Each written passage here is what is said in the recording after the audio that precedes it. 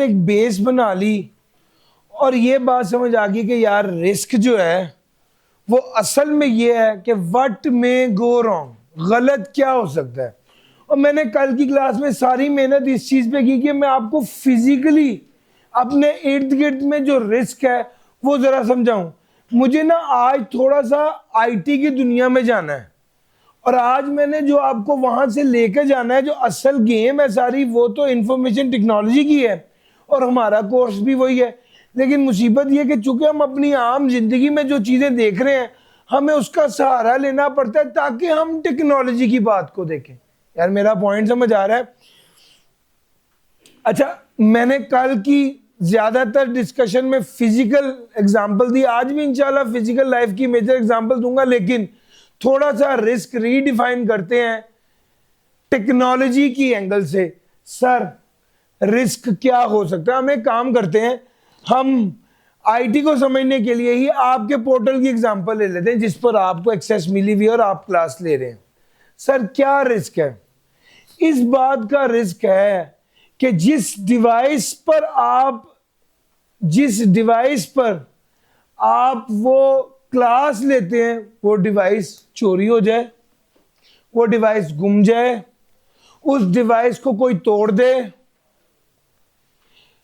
इस बात का रिस्क है कि हम लोग टाइमली लेक्चर अपलोड ना कर सकें। इस बात का रिस्क है कि लेक्चर हम लोगों ने अपलोड किया लेकिन आप लोग उसको एक्सेस ना कर सकें। इस बात का रिस्क है कि हम लोग सर्विस जो दे रहे हैं आप वो वीडियो स्ट्रीम ना कर सकें। इस बात का रिस्क है कि वो क्लास अच्छे से रिकॉर्ड ना हो सके। यार ये जो अब मैं सारे रिस्क की बात कर रहा हूं, ये सारे रिस्क जो हैं ये स्पेसिफिक इंफॉर्मेशन टेक्नोलॉजी से रिलेटेड रिस्क है। सर जी अगर मैं बात करूं, मैं अभी पढ़ाना नहीं शुरू किया, मैं बस आपका ज़हन बना रहा हूं कि यार अब मेरे साथ जो बात करनी है, अब जो हमने डिस्कस करना है आगे, वो सारा आईटी से रिलेटेड है। सर जी अब आप सोचिए एक मिनट के लिए, जरा एक वेबसाइट है जिस पर बहुत ज्यादा लोग ऑनलाइन परचेजिंग कर रहे हैं, ठीक है, अगर उसको क्या क्या रिस्क हो सकते हैं? सर उसको ये रिस्क हो सकता है कि कोई दूसरी कंपनी वाले इदारे उसकी वेबसाइट बंद करने की कोशिश करें, यस और नो? उस पर यह रिस्क हो सकता है कि उसकी वेबसाइट काम ना कर रही हो, यस और नो? उसका यह रिस्क हो सकता है कि उसकी वेबसाइट पर कोई बंदा आकर अटैक करे, उसके रेट्स तब्दील हो जाएं, हो सकता है ना रिस्क। अच्छा फिर उसके बाद उसकी वेबसाइट का डाउन हो जाना। सर एक बहुत अहम बात है जो कल भी की थी, डिजास्टर रिकवरी प्लान और बिजनेस कंटिन्यूटी, ये दोनों बातें साथ साथ आती हैं। सर इस बात का रिस्क भी तो होता है ना कि आप वो वेबसाइट डाउन हो जाए और वो वेबसाइट चल ही ना सके। इस बात का रिस्क है कि वो वेबसाइट का सारा डाटा जिस सर्वर में आपने सेव किया हुआ है उस सर्वर को आग लग जाए, जल्जला आ जाए, तूफान आ जाए, पानी आ जाए, कुछ भी आ जाए जिसके से वो सर्वर काम ना कर सके। सर ये सारे रिस्क ये अब टेक्नोलॉजी से रिलेटेड रिस्क है, ये सारे रिस्क टेक्नोलॉजी से रिलेटेड रिस्क है। बुनियादी तौर पे हमारा कोर फोकस टेक्नोलॉजी से रिलेटेड रिस्क है। आप सिर्फ ये सोचें कि यार अगर जैज कैश की ऐप जरा एक हफ्ता बंद रहे तो इससे उन्हें नुकसान होगा, और यस और नो? और सर बहुत बड़ा नुकसान होएगा सर।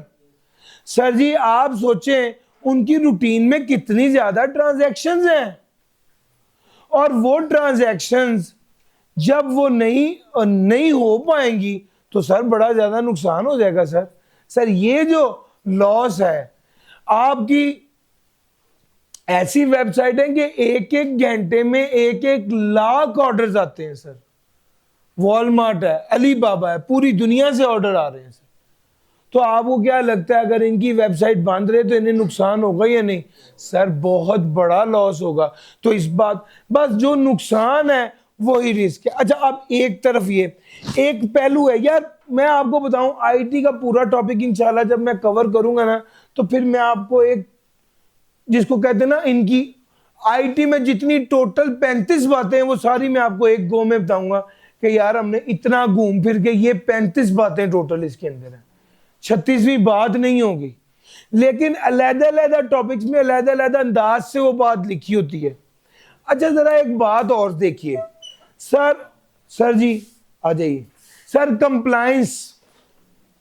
कंप्लायंस अब आपके आईटी में टेक्नोलॉजी है, फिर उसके साथ लॉज एंड रेगुलेशन है, तो जो आईटी को मैनेज कर रहा है और आईटी के वजह से रिस्क है, उसमें ये रिस्क भी तो है कि आप लॉज एंड रेगुलेशन की कंप्लायंस ना कर सके। उसमें ये रिस्क भी तो है कि जिन लोगों का डाटा आपके पास था वो डाटा आपको किसी दूसरे को नहीं बताना चाहिए था। अब आप ये सोचिए कि आप ऑडिट फर्म में हैं और आप ऑडिट पार्टनर हैं और आपके पास आपकी कंपनी का डाटा है जिस पर आपने साइन किया हुआ है कि ये डाटा हम महफूज रखेंगे और किसी दूसरे को नहीं देंगे। आपने कोक का डाटा आपके पास है और पेप्सी वाले ने आपकी डाटाबेस से उसका डाटा निकाल लिए, चुरा लिए, क्या आप पर केस होगा? 100% केस हो जाएगा आप पर। आपने उसके डाटा को महफूज नहीं रखा, अनऑथराइज एक्सेस दे दी, किसी बंदे ने आपके डाटा से अनऑथराइज एक्सेस कर ली। सर मेरा पॉइंट समझ आ रहा है? ये सारी चीजें बुनियादी तौर पे रिस्क हैं। सर इस बात का भी तो रिस्क है, सर इस बात का भी तो रिस्क है कि आपका इदारा जो है वो उसकी रेपुटेशन खराब हो जाएगी। जब मिसाल के तौर पे मैं आपको एक मिसाल देता हूं, अभी आजकल मेरे दिमाग में ये चीज बहुत ज्यादा चल रही है कि यार हम एक ऐसा ब्रांड लॉन्च करें जिसमें बेचनी तो टी शर्ट ही है, लेकिन जो लोग टी शर्ट खरीदना चाहते हैं उनको दुकान पे ना आना पड़े, वो सिर्फ अपनी तस्वीर अपलोड करें और फिर उसके बाद वो क्लिक करें तो वो टी शर्ट उन्होंने पहनी हुई हो। जिस तरह हम टी शर्ट पहनते हैं ना, मैं टी शर्ट पहनूंगा, मैं पहन के देखूंगा कि यार मेरा रंग जरा पूरा ही है, तो मैं डार्क कलर ना लूं, लाइट कलर लूं। कुछ लोग होते हैं वो कहते हैं यार हम लाइट कलर लें, हम डार्क कलर ना लें। आप मेरा पॉइंट समझ रहे हो? अच्छा अगर मैं अपनी तस्वीर अपलोड करके एक क्लिक करूं और वो शर्ट मैंने ही पहनी हुई हो, तो कितना आसान हो जाएगा असेस करना कि ये वाली शर्ट मुझे खरीदनी चाहिए या नहीं। मेरा पॉइंट समझ आ रहा है? अच्छा अब अगर इसी तरह ही एक ब्रांड है, इंशाल्लाह चैप्टर नंबर, हमने इसकी बात चैप्टर नंबर 9 में करनी है। एक ब्रांड है कॉस्मेटिक का, वो क्या करता है, वो इसी तरह एक तस्वीर आप अपनी दे देते हैं सॉफ्टवेयर में, अपनी तस्वीर अपलोड करते हैं, उसके बाद आप कहते हैं जी अगर मैंने फलां रेड कलर की लिपस्टिक लगाई हो तो मैं कैसा लगूंगा, ये कैसे लगूंगी, ऑब्वियसली आप तो नहीं करेंगे ये, ठीक है। अब ये डाटा चला गया है उस वेबसाइट के ऊपर। रिस्क क्या है? सर जी आ जाए। अब ये डाटा चला गया उस वेबसाइट के ऊपर, रिस्क क्या है?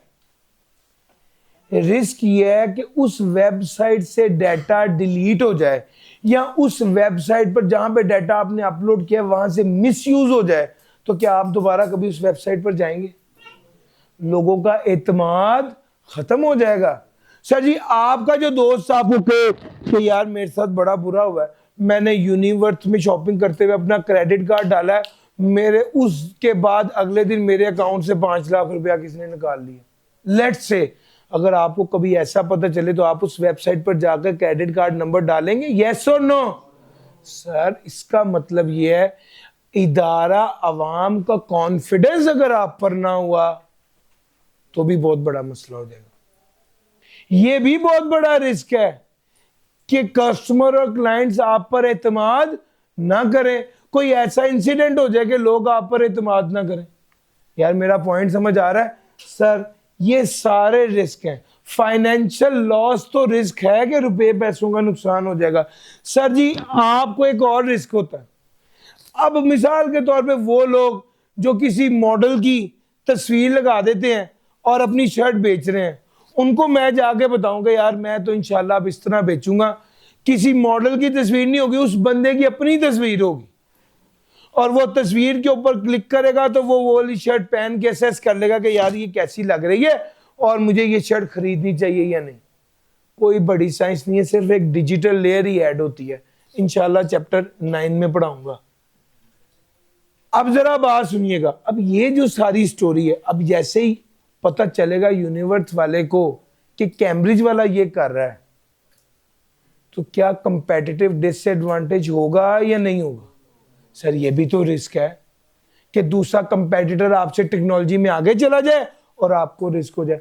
मैंने ना आपके साथ मोटी मोटी अहम बातें बता दी कि यार आईटी से रिलेटेड रिस्क यही है, घुमा फिरा के आपका डाटा अवेलेबल रहना चाहिए, आपका डाटा कोई दूसरा अनऑथराइज एक्सेस ना करे, आपके डाटे में कोई तब्दीली ना करे, आपके प्रॉपर पॉलिसीज एंड प्रोसीजर होने चाहिए आईटी से रिलेटेड, और आपका बिजनेस कंटिन्यू चलता रहे, उसमें डिसरप्शन ना आए। गिनती के ये जो रिस्क मैंने आपको बताया यही मेन रिस्क है, और इससे रिलेटेड हर मौके के मुताबिक बात करने का अंदाज बदल जाता है।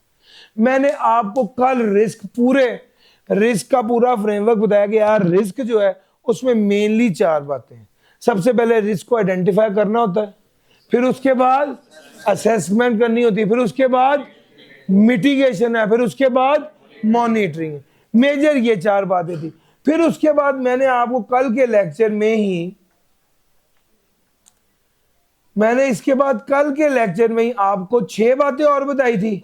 सर 6 बातें मैंने कल के लेक्चर में ही आपको और बताई थी, और वो थी बुनियादी तौर पे ये, एक फिजिकल रिस्क था, एक डिजिटल रिस्क था, एक ह्यूमन रिस्क था, एक एनवायरमेंटल रिस्क था, एक थर्ड पार्टी और एक कंप्लायंस एंड रेगुलेटरी रिस्क था।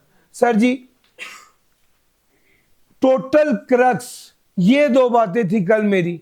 मैं थोड़ा सा आज आपको आगे लेके चल रहा हूं, लेकिन आज की बातों में आप देखेंगे कल वाली रेपिटेशन बहुत ज्यादा होगी, और मैं आपको वहां पर बताऊंगा, साथ साथ जल्दी से बताता रहूंगा, लेकिन आपको समझ आ जाएगी कि यार ये बात सर कर रहे हैं, वाकई सर ने ये बात बताई हुई है।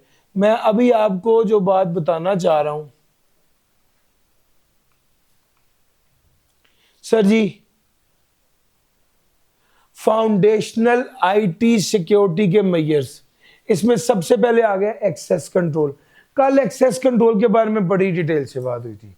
एक्सेस कंट्रोल 2 तरह का होता है। एक फिजिकल एक्सेस को कंट्रोल करने के, कोई बंदा आ रहा है तो उसको रोकें, उसे कहें भाई तुम अंदर आने के लिए ऑथराइज्ड हो, हम बाहर दरवाजे के ऊपर एक बायोमेट्रिक मशीन लगाएं, जो बंदा बायोमेट्रिक करे वो ऑथराइज हो तो दरवाजा खुले, वो ऑथराइज ना हो तो दरवाजा ना खुले। सर जी एक्सेस कंट्रोल के लिए कैमराज हैं, एक्सेस कंट्रोल के लिए फेस रिकग्निशन है, और एक और तरह की रिकग्निशन है जिसको कहते हैं रेटिना रिकग्निशन। सर ये क्या होती है? सर जी आंख की एक प्यूपिल होता है जो ब्लैक कलर का होता है, जिससे देखते हैं, उसके साथ जो है वो रेटिना होता है। ये मुख्तलिफ लोगों की आंख का रंग मुख्तलिफ होता है, और ये भी खुदा ताला की एक मखलूक है, या खुदा ताला की एक कुदरत है, शाकार है कहना चाहिए, कि भाई वो हर बंदे का यूनिक होता है रेटिना, और रेटिना के जरिए भी रिकग्नाइज किया जा सकता है। और आपको रेटिना के जरिए, जिस तरह थंब इंप्रेशन में इंसान का जो थंब है उसका इंप्रेशन सबका यूनिक होता है, इस तरह रेटिना भी यूनिक होता है, उसके जरिए भी आपके एक्सेस को कंट्रोल किया जा सकता है। वो कहते हैं आपने एक्सेस जो देनी है वो रोल बेस्ड एक्सेस है। इसका क्या मतलब है? और भैया जिसका जो काम है उसको सिर्फ उतनी एक्सेस मिलनी चाहिए, जिसका जो काम है उसको सिर्फ उतनी एक्सेस मिलनी चाहिए। सर जी मैं अगर अकाउंट्स का काम करता हूं तो मेरे पास अकाउंट्स की एक्सेस होनी चाहिए, जो बंदा एचआर का है उसके पास एचआर की एक्सेस होनी चाहिए, जो बंदा ऑपरेशंस का है, जो बंदा मैनेजमेंट का है, फॉर एग्जांपल जो बंदा किसी तीसरी जो परचेज डिपार्टमेंट का, उसके पास परचेज की एक्सेस होनी चाहिए, स्टोर डिपार्टमेंट के वाले पास स्टोर की एक्सेस होनी चाहिए, मार्केटिंग वाले के पास मार्केटिंग की एक्सेस होनी चाहिए, सेल्स वाले के पास सेल्स की एक्सेस। भैया जो जिसका जितना काम है उसको वो वाली एक्सेस मिलनी चाहिए, और जिससे रिलेटेड उसका काम नहीं उसको वो वाली एक्सेस नहीं मिलनी चाहिए। लीस्ट प्रिविलेज प्रिंसिपल बड़ा मजे का प्रिंसिपल है। वो कहता है कम से कम एक्सेस जिसमें गुजारा हो जाए उतनी एक्सेस दो। अगर कोई बच्चा मेरे पास आया और मुझे कहे सर जी मुझे जरा चैप्टर 4 चाहिए, तो मुझे चैप्टर 4 देना चाहिए या पूरी किताब ही दे देनी चाहिए? मुझे सिर्फ चैप्टर 4 देना चाहिए। आप में से जो बच्चे सारे पढ़ रहे हैं, आप लोग व्हाट्सएप ग्रुप में शामिल हैं, व्हाट्सएप ग्रुप के डिस्क्रिप्शन में जाएंगे, वहां पे जी ड्राइव का लिंक है, और वो मैंने सिर्फ आपको डाटा से related, data system and risk से रिलेटेड सारा डाटा दिया हुआ है।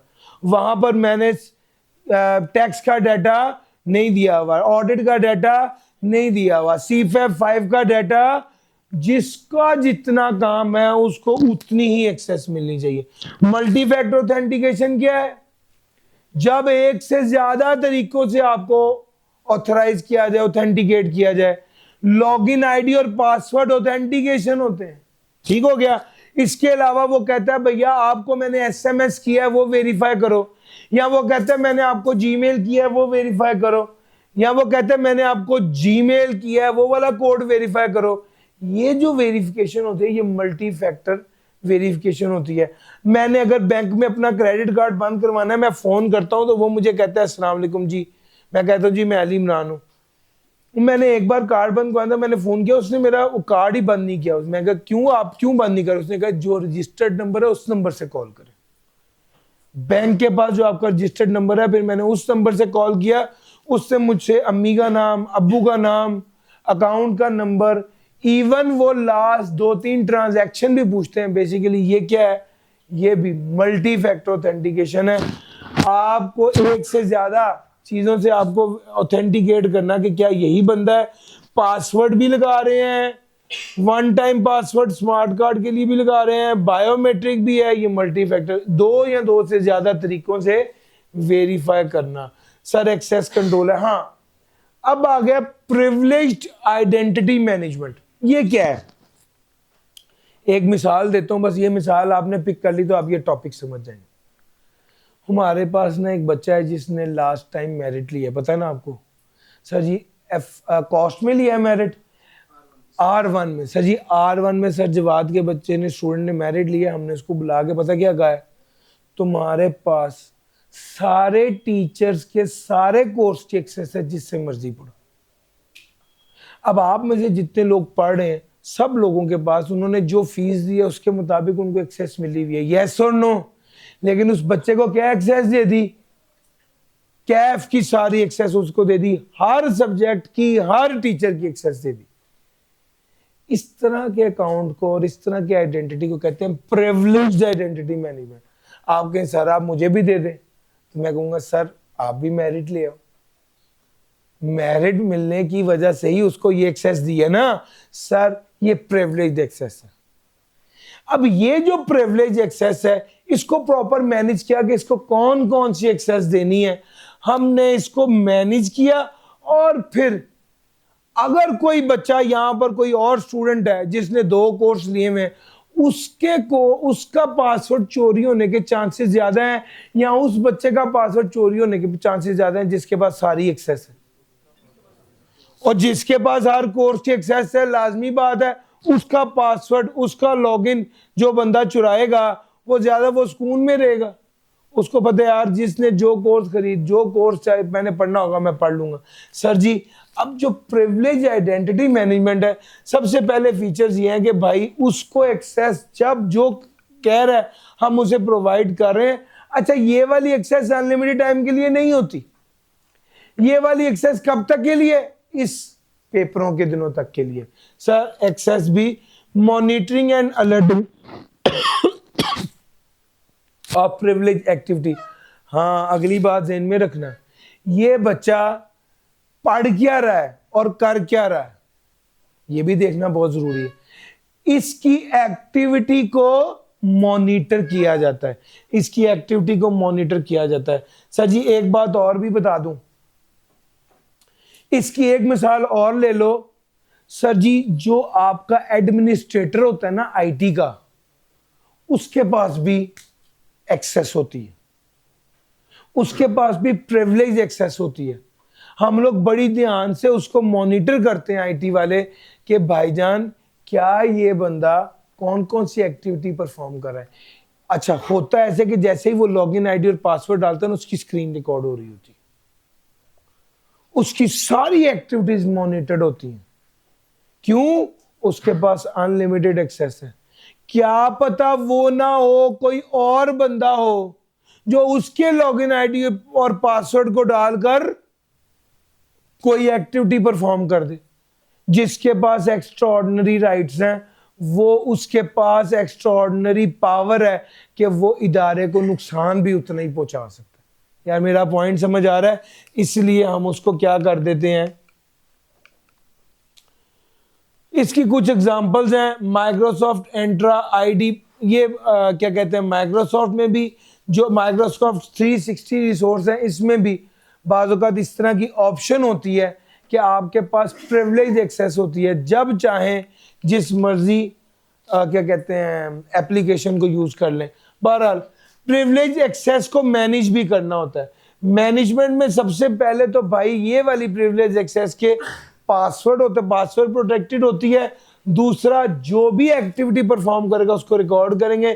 तीसरा, खास तौर पे ये चीज देखेंगे कि उस आइडेंटिटी पर या उस एक्सेस पर जो उस बच्चे को दिए प्रिविलेज, उस पर कोई अटैक तो नहीं हो रहा, क्योंकि आम लोगों के मुकाबले में उस पर अटैक होने के चांसेस ज्यादा होते हैं। सर जी, इसी तरह ये वाली बात भी आपके साथ कर ली। अब आ गया एनक्रिप्शन। सर एनक्रिप्शन कल बड़ी डिटेल में बात की थी। डाटा को तब्दील इस तरह से कर लेना कि वो वाला डाटा जब सेव हुआ पड़ा हुआ है या जब कहीं ट्रांसफर किया जा रहा है, तो वो वाला डाटा अगर कोई अननोन अनऑथराइज बंदा उसको एक्सेस कर भी ले तो भी उसको पढ़ ना सके, उसके लिए रीडेबल ना हो। इसको कहते हैं एनक्रिप्शन ऑफ डाटा। सर जी, जिस तरीके से एनक्रिप्शन की जाती है उसके बहुत से तरीके हैं। एक तरीका है एडवांस एनक्रिप्शन स्टैंडर्ड, जिसको कहते हैं AES 256। सर जी, आप सोच सकते हैं ये इतना स्ट्रॉन्ग तरीका है एनक्रिप्ट करने का। आप सोचें कि 256 डिजिट का कोड लगाकर उसको डिक्रिप्ट किया जा सकता है। अब जिसके पास तो ये कोड होगा वो तो लगा लेगा, जिसके पास ये कोड नहीं होगा वो अंदाजे से ये वाला कोड गैस नहीं कर सकता। वो कहते हैं it is almost impossible to crack, it is almost impossible to crack. जब डाटा सेव किया हुआ है फाइल की फॉर्म में तब आप एनक्रिप्ट करते हैं, और जब डाटा ट्रांसफर कर रहे होते हैं तब आप इसको एनक्रिप्ट करते हैं। सर जी, एनक्रिप्शन की बात आगे भी आनी है। दो तरह होती है, एक होती है पब्लिक की इंफ्रास्ट्रक्चर, दो तरह से, एक की होती है जिसको एनक्रिप्ट करते हैं, दूसरी की जो इसको डीक्रिप्ट करती है। तो एनक्रिप्शन जो है वो ये वाली चीज है। अच्छा, इंसिडेंट रिस्पांस की बात करने लगा हूं। इंसिडेंट रिस्पांस की बात करने लगा हूं। 6 बातें उसने लिखी, कल मैंने बड़ी डिटेल में पढ़ाया। आग लग गई तो क्या करेंगे, कैसे डिटेक्ट होगा, एनालाइज क्या करेंगे, सबसे पहले कितनी ज्यादा आग है, क्या स्टेप लेना चाहिए, फिर उसके बाद इसको बढ़ने से कैसे रोकेंगे, फिर उसके बाद इसको खत्म कैसे करेंगे, फिर उसके बाद रिकवरी कैसे होगी। ये सारे स्टेप्स हैं। ये सारी बातें हमने कल बड़ी डिटेल में कर ली थी। मैं कोशिश कर रहा हूं जो कल वाली बातें कम से कम वो ना दोहराऊं, ताकि हम आज ज्यादा तेज से आगे बढ़ सकें। सर जी, प्रिपरेशन ही होता है कि आप सबसे पहले प्लान बना के रखते हैं कि अगर आग लग गई तो क्या होगा। मैंने कल आपको बताया था अली इमरान की जिम्मेदारी है कि उसने फौरन फायर ब्रिगेड वाले को फोन करना है। 5 लोग हैं जिन्होंने फायर एक्सटिंग्विशर्स लेकर आने हैं, उन्होंने वो चलाने हैं। एक बंदा है जिसने फौरन स्पीकर पे ऐलान करने के सब लोग इस जगह को खाली कर दो, आग लग गई। हर बंदे के अपनी अपनी जिम्मेदारियां पहले ही डिसाइड की हुई हैं। खुदा न खासा जब आग लग जाती है तो पहले तो उसको डिटेक्ट करना है कि आग लगी हुई है। अच्छा, आग लगी हुई, इसके लिए अक्सर स्मोक डिटेक्टर्स होते हैं, छत के ऊपर लगा होता है स्मोक डिटेक्टर जो डिटेक्ट करता है कि भाई ये धुआं है या आग लग गई है। तो डिटेक्शन होती है, फिर उसके बाद एनालाइज होता है कि किस लेवल की आग है, कितनी ज्यादा आग है। भाई अगर आग ही छोटी सी है जिसको 1 गिलास पानी से बुझाया जा सकता है तो उसके लिए फायर एक्सटिंग्विशर लाने की जरूरत तो नहीं ना थी। मेरा पॉइंट समझ आ रहा है? असेस तो कर लेंगे ना कि आग है कितनी। फिर उसके बाद अगला क्या पॉइंट हुआ सर, उस आग को फैलने से कैसे बचाना है। फॉर एग्जाम्पल बाज़ औक़ात ये होता है कि आप, वो कहता है shutting the door to keep the fire in one room, अगर आग फैल रही है तो दरवाजा बंद कर दें ताकि वो एक ही कमरे में रहे और बाकी घर में ना फैले। फिर उसके बाद उस थ्रेड को खत्म कैसे करना है, आग को खत्म कैसे करना है, आग बुझानी कैसे है, और उसके बाद जब आग बुझ जाएगी तो सारे सिस्टम को रिकवर कैसे करना है। सर ये इंसिडेंट रिस्पांस प्लान के बारे में ये सारी बात मैंने की थी। फिर security information and event management, sir जी सीम, ये बुनियादी तौर पे क्या है, आपके एग्जिस्टिंग, अब ऐसे समझ लीजिए, समझाने के लिए बता रहा हूं कि एक ऐसी ऐप है जो के कैमरे की एक्सेस ले लेती है, सिक्योरिटी गार्ड की सारी एक्सेस ले लेती है, सारा इस इदारे में जहां जहां पर सिक्योरिटी के बारे में इंफॉर्मेशन है वो सारी इकट्ठी कर ली, और उसके बाद डिटेक्ट किया कि प्रॉब्लम किधर आ सकती है। इसको कहते हैं सीम। ये एक इस तरह का टूल है जो कि it's just like a security camera या कंट्रोल रूम।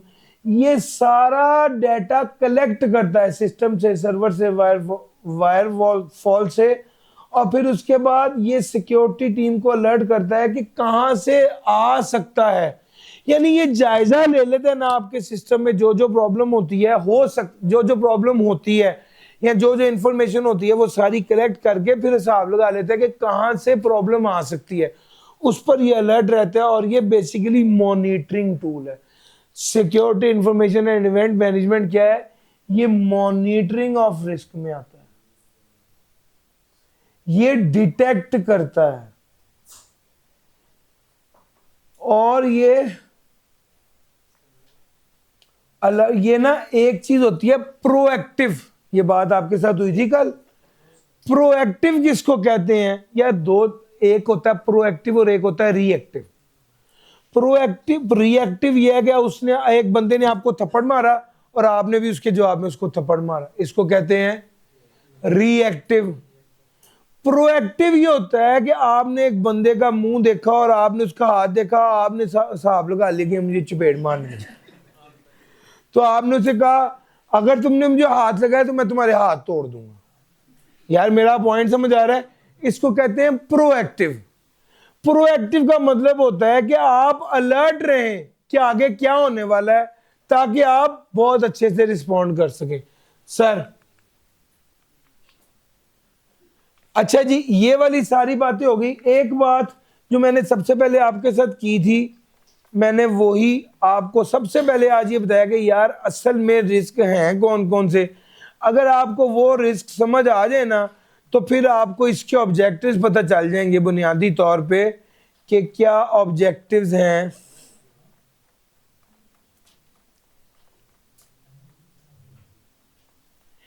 हम ये रिस्क मैनेजमेंट पढ़ क्यों रहे हैं, रिस्क की सारी बात की थी, ऑब्जेक्टिव देखना। सर हम इसलिए पढ़े ताकि हमारा इंफ्रास्ट्रक्चर महफूज रहे।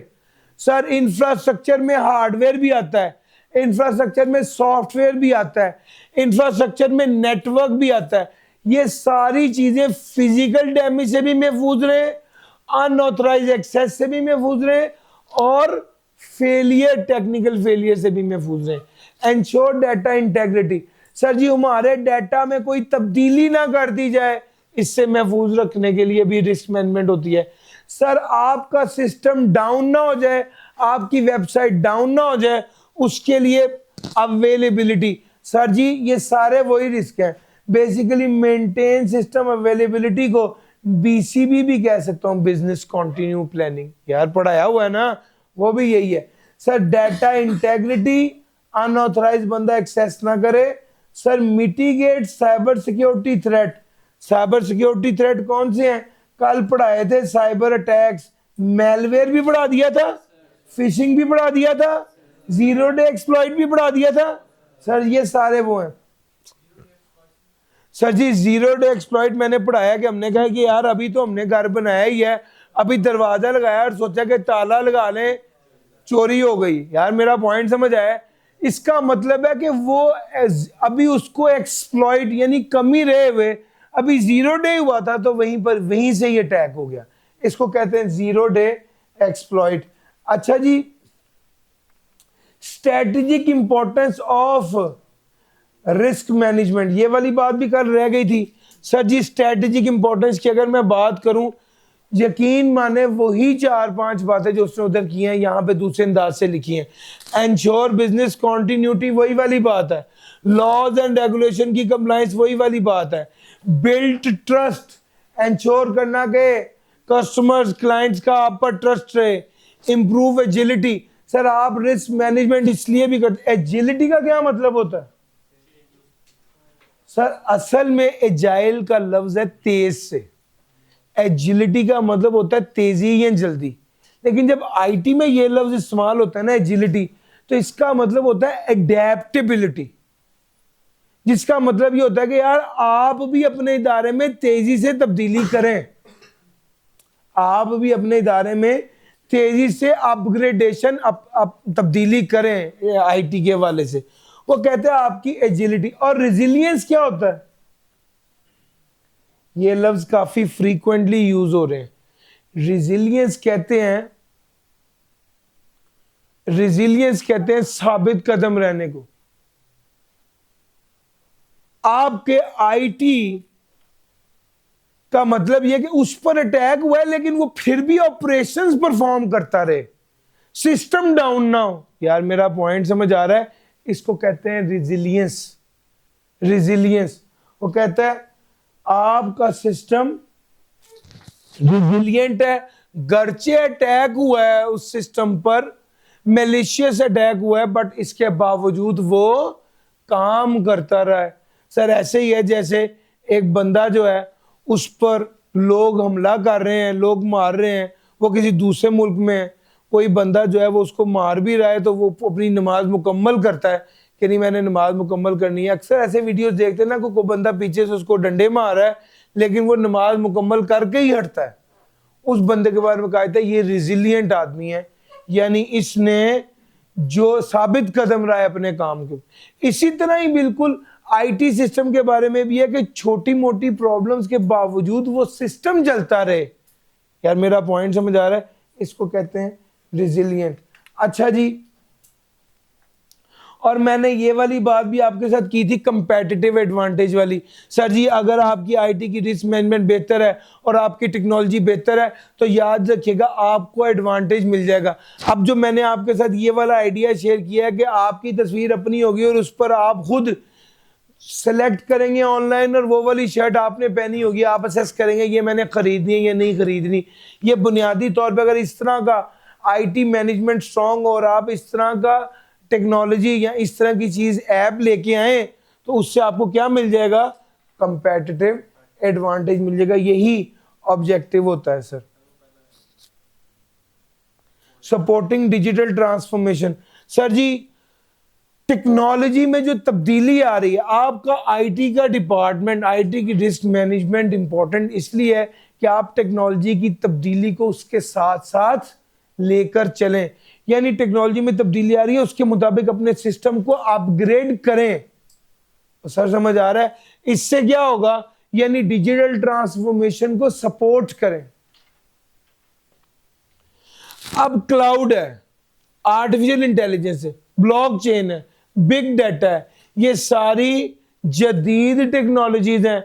आपका आईटी सिस्टम या आईटी रिस्क मैनेजमेंट बेहतर होने का मतलब है कि आप इन सारी टेक्नोलॉजीज को जो तब्दीली आ रही है उसको इनकॉर्पोरेट करें अपने सिस्टम में। ठीक हो गया? ये आईटी रिस्क मैनेजमेंट की बात है। ले सर ये सारी बातें आपके साथ कर ली, अब मुझे थोड़ा सा अगले चैप्टर की तरफ मूव करना है।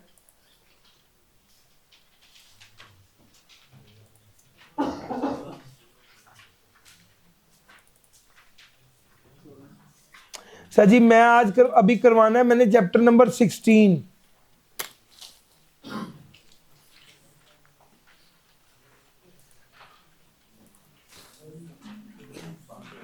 सर जी चैप्टर नंबर 16 मेरे साथ चलना। मैं ना आपको ये सारा चैप्टर डिस्कस करता हूं, जहां जहां बातें पहले हो गई हैं वो साथ साथ बताता रहूंगा। Chapter number 16। अच्छा, अब हम बात क्या करने लगे? IT general control. पहले तो ये बात समझना पड़ेगा, इंफॉर्मेशन टेक्नोलॉजी जनरल कंट्रोल।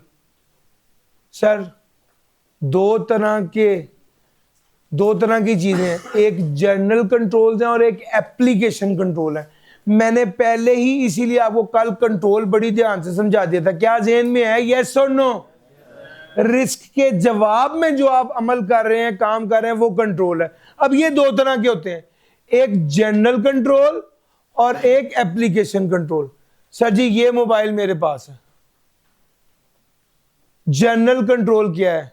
मैं इसको आग से बचाऊं, मैं इसको पानी से बचाऊं, मैं इसको चोरी से बचाऊं, मैं इसको टूटने से बचाऊं, कोई बंदा आके इसको अनऑथराइज एक्सेस करना चाह रहा है डाटा को, मैं उससे बचाऊं, मेरा इस मोबाइल में जो डाटा पड़ा है वो कोई दूसरा एक्सेस ना कर ले, मैं उससे बचाऊं, मेरे मोबाइल में जो डाटा पड़ा है इसमें कोई तब्दीली ना आ जाए, मैं उससे बचाऊं, मेरी फैमिली पिक्चर कोई दूसरा ना देखे, मैं इस, यार मेरा पॉइंट समझ आ रहा है? ये सारे जनरल कंट्रोल्स हैं, ये जनरल कंट्रोल्स हैं। इसके ऑपोजिट एक चीज है जिसको कहते हैं एप्लीकेशन कंट्रोल। एप्लीकेशन कंट्रोल्स वो कंट्रोल होते हैं जो स्पेसिफिक किसी ऐप के होते हैं। मिसाल के तौर पे इसी के अंदर बैंकिंग ऐप है, या जैज कैश कह देता हूं, वो तो सारे यूज करते हैं। इसी के अंदर एक जैज कैश है। आपको पता है जैज कैश को खोलने के लिए पहले पासवर्ड लगाना पड़ता है, यस और नो? अच्छा चलो अभी ये यहां तक पहुंच गए तो एक और बात बता दूं सर जी। एक होता है जीरो ट्रस्ट आर्किटेक्चर, ये लफ्ज आपने पढ़ा होगा, नहीं पढ़ा तो अब सुन लें। Zero trust architecture. आप अभी अपने मोबाइल में फेसबुक खोलिए, जब आप फेसबुक खोलेंगे फौरन फेसबुक खुल जाएगा और आप उसे देखने लग जाएंगे। लेकिन अगर आप अभी आपने मोबाइल में जैज कैश खोलेंगे तो जैज कैश नहीं खुलेगा, पहले पासवर्ड मांगेगा। भाई फेसबुक पे भी तो पासवर्ड लगता है, व्हाट्सएप पर भी तो पासवर्ड लगता है, लेकिन फेसबुक और व्हाट्सएप पर वो बार बार पासवर्ड नहीं मांगता, जैज कैश में वो बार बार पासवर्ड मांगता है। क्यों? जीरो ट्रस्ट आर्किटेक्चर की वजह से। जैज कैश और बैंकिंग एप्स ऐसी एप्स होती हैं जो ज्यादा सेंसिटिव होती हैं, और वो कहते हैं कि हर बार जब आप लॉगिन करेंगे आपको पासवर्ड देना पड़ेगा। इसके बरक्स जो अदर एप्स होती हैं उसमें इतनी ज्यादा सिक्योरिटी की जरूरत नहीं होती। समझ आ रही है? इसको कहते हैं जीरो ट्रस्ट आर्किटेक्चर। सर जी अब वापस आ जाइए, जैज कैश के अंदर जो कंट्रोल्स हैं ये एप्लीकेशन कंट्रोल है। सर जी आपके अकाउंट में है 5,000 रुपए, आप 7,000 रुपए ट्रांसफर कर सकते हैं? नहीं कर सकते। सर ये इनपुट पे कंट्रोल है, प्रोसेसिंग पर कंट्रोल होता है। इस ऐप के अंदर इनपुट पे कंट्रोल होता है, प्रोसेसिंग पर कंट्रोल्स होते हैं, क्या कहते हैं, आउटपुट पे कंट्रोल्स होते हैं, स्टोरेज पर कंट्रोल्स होते हैं। ये जो सारे कंट्रोल एप्लीकेशन स्पेसिफिक होते हैं ना, इसको कहते हैं एप्लीकेशन कंट्रोल। और हम इस चैप्टर में इसकी बात नहीं कर रहे, हम इस चैप्टर में इसकी बात नहीं कर रहे, हम किसकी बात कर रहे हैं? General control. समझ गए? मैंने असल में एप्लीकेशन कंट्रोल इसलिए बताया कि यार इसको तो फारिग करो ना, इसको साइड पे करो। अब हम बाकी चीज की तरफ देखते हैं। अब एप्लीकेशन के अलावा जो भी बात है वो सारी की सारी आपसे रेलेवेंट है, और वो पीछे क्या रह जाता है? जनरल कंट्रोल्स रह जाते हैं। जनरल कंट्रोल्स रह जाते हैं। जनरल कंट्रोल्स में आपकी पॉलिसीज और प्रोसीजर्स भी शामिल है। ये बेसिकली जनरल कंट्रोल्स वो पॉलिसीज और प्रोसीजर्स होते हैं जो इंश्योर करते हैं कि आईटी सिस्टम आपका सिक्योर रहे, रिलायबल रहे और एक्यूरेट रहे। आईटी सिस्टम आपका सिक्योर, रिलायबल और एक्यूरेट रहे। सर ये बेसिकली वो पॉलिसीज और प्रोसीजर्स हैं जो आईटी सिस्टम को प्रोटेक्ट रखते हैं, प्रोटेक्ट रखने के लिए होते हैं सर। अच्छा जी, की objectives of ITGC. ITGC information technology general control, क्या मकसद है? अभी मैंने यही बातें आपको बताई, रिपीट हो रही हैं। सर आप चाहते हैं ना कि आपका डाटा इंटेग्रल रहे, अभी पढ़ा यस और नो? सर जी डाटा में कोई तब्दीली ना आए। सर जी मेंटेन सिस्टम अवेलेबिलिटी, अभी पढ़ा यस और नो? सर जी इसको कहते हैं business continuity plan, business continuity plan. Sir जी उसके बाद आ गया सेफ गार्डिंग कॉन्फिडेंशियलिटी। सर कोई अनऑथोराइज्ड बंदा एक्सेस ना करे, यही है ना सर? अनऑथराइज्ड बंदा एक्सेस ना कर सके, उसके लिए हम क्या करते हैं? Encryption, password, staff training. ठीक हो गया। उसके बाद चौथी बात आ गई सपोर्ट कंप्लायंस। सर मैंने इसीलिए आज का दिन जब पढ़ाया तो काम शुरू कहां से किया? रिस्क कौन से हैं? असल में यार जो सारे रिस्क है ना उसी को कवर करने के लिए ही कंट्रोल्स होते हैं। ठीक हो गया। जो रिस्क है उसी को कवर करने के लिए कंट्रोल्स होते हैं। मैंने इसीलिए बेस ही बनाई थी कि रिस्क कौन कौन से हैं।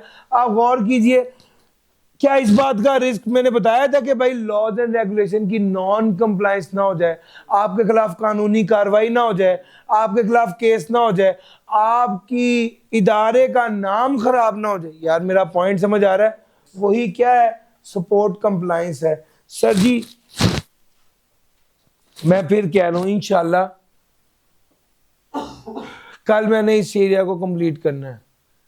और अगर आप लोग रिसेप्टिव रहे इस तरह, और अब मुझे लगा कि यार मुझे आप लोगों को डिटेल से ज़्यादा, जिस डिटेल में मैं इस वक्त चल रहा हूँ ये डिटेल मेरी प्लानिंग से थोड़ी सी ज़्यादा है। अच्छा अगर मुझे लगा कि आप लोग सीखना चाहते हैं तो मैंने दरमियान में एक मार्जिन रखा हुआ है संडे वाली क्लास का, संडे वाले दिन ऑफ रखा हुआ है।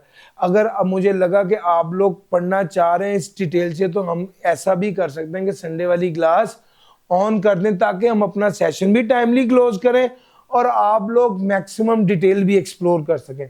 अच्छा उसमें लॉज एंड रेगुलेशन में कंप्लायंस की बात आपके साथ कर रहा था कि सर कंप्लायंस बड़ी जरूरी है। और रिस्क किस बात का होता है? इस बात का रिस्क होता है कि आप लॉज एंड रेगुलेशंस को कंप्लाई ना करके लीगल पेनल्टी फेस करें, अदालतों के चक्कर लगें, लॉज एंड रेगुलेशन की कंप्लाइंस ना पूरे होने के चक्कर में आपको आपका मतलब अखबार में इश्तेहार चल रहा हो कि इन्होंने कानून की खिलाफ वर्जी की है, रेपुटेशन भी खराब हो गई, फाइन पेनल्टी भी देनी पड़ गई, इदारे की तवज्जो, इदारे की क्या कहते हैं लिटिगेशन में वह हम पड़ गए। और सर समझ आ रही है? ये सारे रिस्क होते हैं। इसी के लिए ही जनरल कंट्रोल्स कहता है कि भाईजान हमने लॉज एंड रेगुलेशन की कंप्लायंस लाजमी करनी। सर रिस्क मैनेजमेंट की मैं बात करूंगा और रिस्क मैनेजमेंट में उसने कहा ऑब्जेक्टिव क्या है? इंश्योर डाटा इंटेग्रिटी बता दिया, अवेलेबिलिटी को इंश्योर करना, safeguard confidentiality and support compliance. क्या ये चारों बातें हो गई है? यस और नो? ओरिजिनली मैंने ये वाली स्लाइड करानी थी रिवीजन में, मगर मैं देख रहा था कि मुझे लगा कि आप लोगों को मैं मैक्सिमम डिटेल बता दूं इसलिए साथ लेके चल रहा हूं। सर जी इंपॉर्टेंस क्या अहमियत है? सर फिर वही सारी बातें घूम फिर के, फिर वही सारी बातें घूम फिर। मैंने आपको कहा कि इंशाल्लाह जब हम इस रिस्क के चैप्टर को कवर करेंगे ना सारे चारों को, उसके बाद मैं आपको 36 बातें बताऊंगा और मैं आपको कहूंगा कि यार अब मुझे अगली बात बताओ। घूम फिर के वही वाली बातें मुख्तलिफ अंदाज से कही है। रिस्क रिडक्शन क्या है? अनऑथराइज बंदा एक्सेस ना कर सके, पढ़ा दिया हुआ है। फाइनेंशियल रिलायबिलिटी क्या है? फाइनेंशियल डाटा से एक्यूरेट हो ताकि हम बेहतर डिसीजन मेकिंग कर सकें। बिजनेस कॉन्टिन्यूटी वाली बात भी पहले पढ़ा दी है, ट्रस्ट एंड रेपुटेशन वाली बात भी पढ़ा दी है, support for new technology. Sir जी जब हम ऑब्जेक्टिव की बात करते थे उसमें ये वाली बात भी थी कि नई न्यू टेक्नोलॉजीज को अडॉप्ट करना। जब हम ये बात कर रहे थे कि एजिलिटी की बात, एजाइल की बात की है ना, वो यही था सर। लॉज एंड रेगुलेशन की कंप्लायंस, 6 बातों में से 6 की 6 बातें वो हैं जो इससे पहले आप कर चुके हैं और रिपीट हो रही हैं। बस चाह ये रहा हूं कि आप पिक करते रहें नई बात कौन सी है और रिपीट कौन सी है ताकि उसके बाद आप अकॉर्डिंगली उस पर जान मारें। सर जी रिस्क मैनेजमेंट, रिस्क मैनेजमेंट कल पढ़ाया ना सर जी, देखना जरा अब उसने रिस्क मैनेजमेंट में क्या बात की है।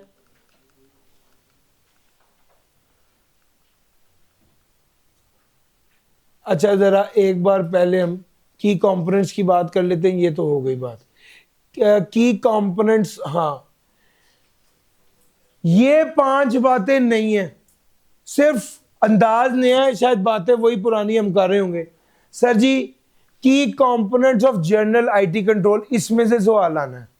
जनरल आईटी कंट्रोल के की कंपोनेंट्स कौन कौन से हैं? अगर मैं जनरल आईटी कंट्रोल की बात करूं उसके 5 हिस्से कौन कौन से हैं अहम? सबसे पहले क्या है उसने कहा? Access control. Sir access control का क्या मतलब है? कोई अनऑथराइज बंदा हमारे डिपार्टमेंट में नहीं आएगा, कोई अनऑथराइज बंदा हमारे सिस्टम को एक्सेस नहीं करेगा। हम अनऑथराइज बंदे को रोकने के लिए बायोमेट्रिक लगाएंगे, हम कैमरास लगाएंगे, हम सिक्योरिटी गार्ड खड़ा करेंगे जो इंश्योर करेगा कि कोई अनऑथराइज बंदा ना आए। सर जी किसको कौन सी एक्सेस देनी है? सर जी वो कहता है रोल बेस्ड एक्सेस देनी है। अच्छा एक तरफ तो ये जो मैं बात कर रहा था इससे पहले एक्सेस कंट्रोल की, ये था फिजिकल एक्सेस। अब जरा मैं दूसरी तरफ आ जाता हूं, जिस एक्सेस की इस वक्त ये बात कर रहा है ये है लॉजिकल एक्सेस। सर जी लॉजिकल एक्सेस का मतलब है कि आप सिस्टम के अंदर घुसने के लिए लॉगिन आईडी और पासवर्ड डालेंगे, ये लॉजिकल एक्सेस है। सर जी किस बंदे को कितनी एक्सेस मिलनी है ये डिपेंड करता है कि उसका रोल कौन सा है, जिसका जो रोल होगा उसके मुताबिक उसको एक्सेस मिलेगी। हाँ प्रिविलेज एक्सेस मैनेजमेंट, कुछ ऐसे लोग हैं जिनको वीआईपी एक्सेस मिलनी है, यार पढ़ाया ना प्रिविलेज एक्सेस मैनेजमेंट, उसको कैसे मैनेज करना है याद रखिएगा। मैंने बार बार कहा जिस बंदे को प्रिविलेज एक्सेस मिलती है ना वो क्या करता है, जिस बंदे को प्रिविलेज एक्सेस मिलती है उसकी बड़ी ध्यान से मॉनिटरिंग होती है, और समझ रहे हो उसकी बड़ी ध्यान से मॉनिटरिंग होती है। Controls and monitor user with high level access like system administration to prevent misuse.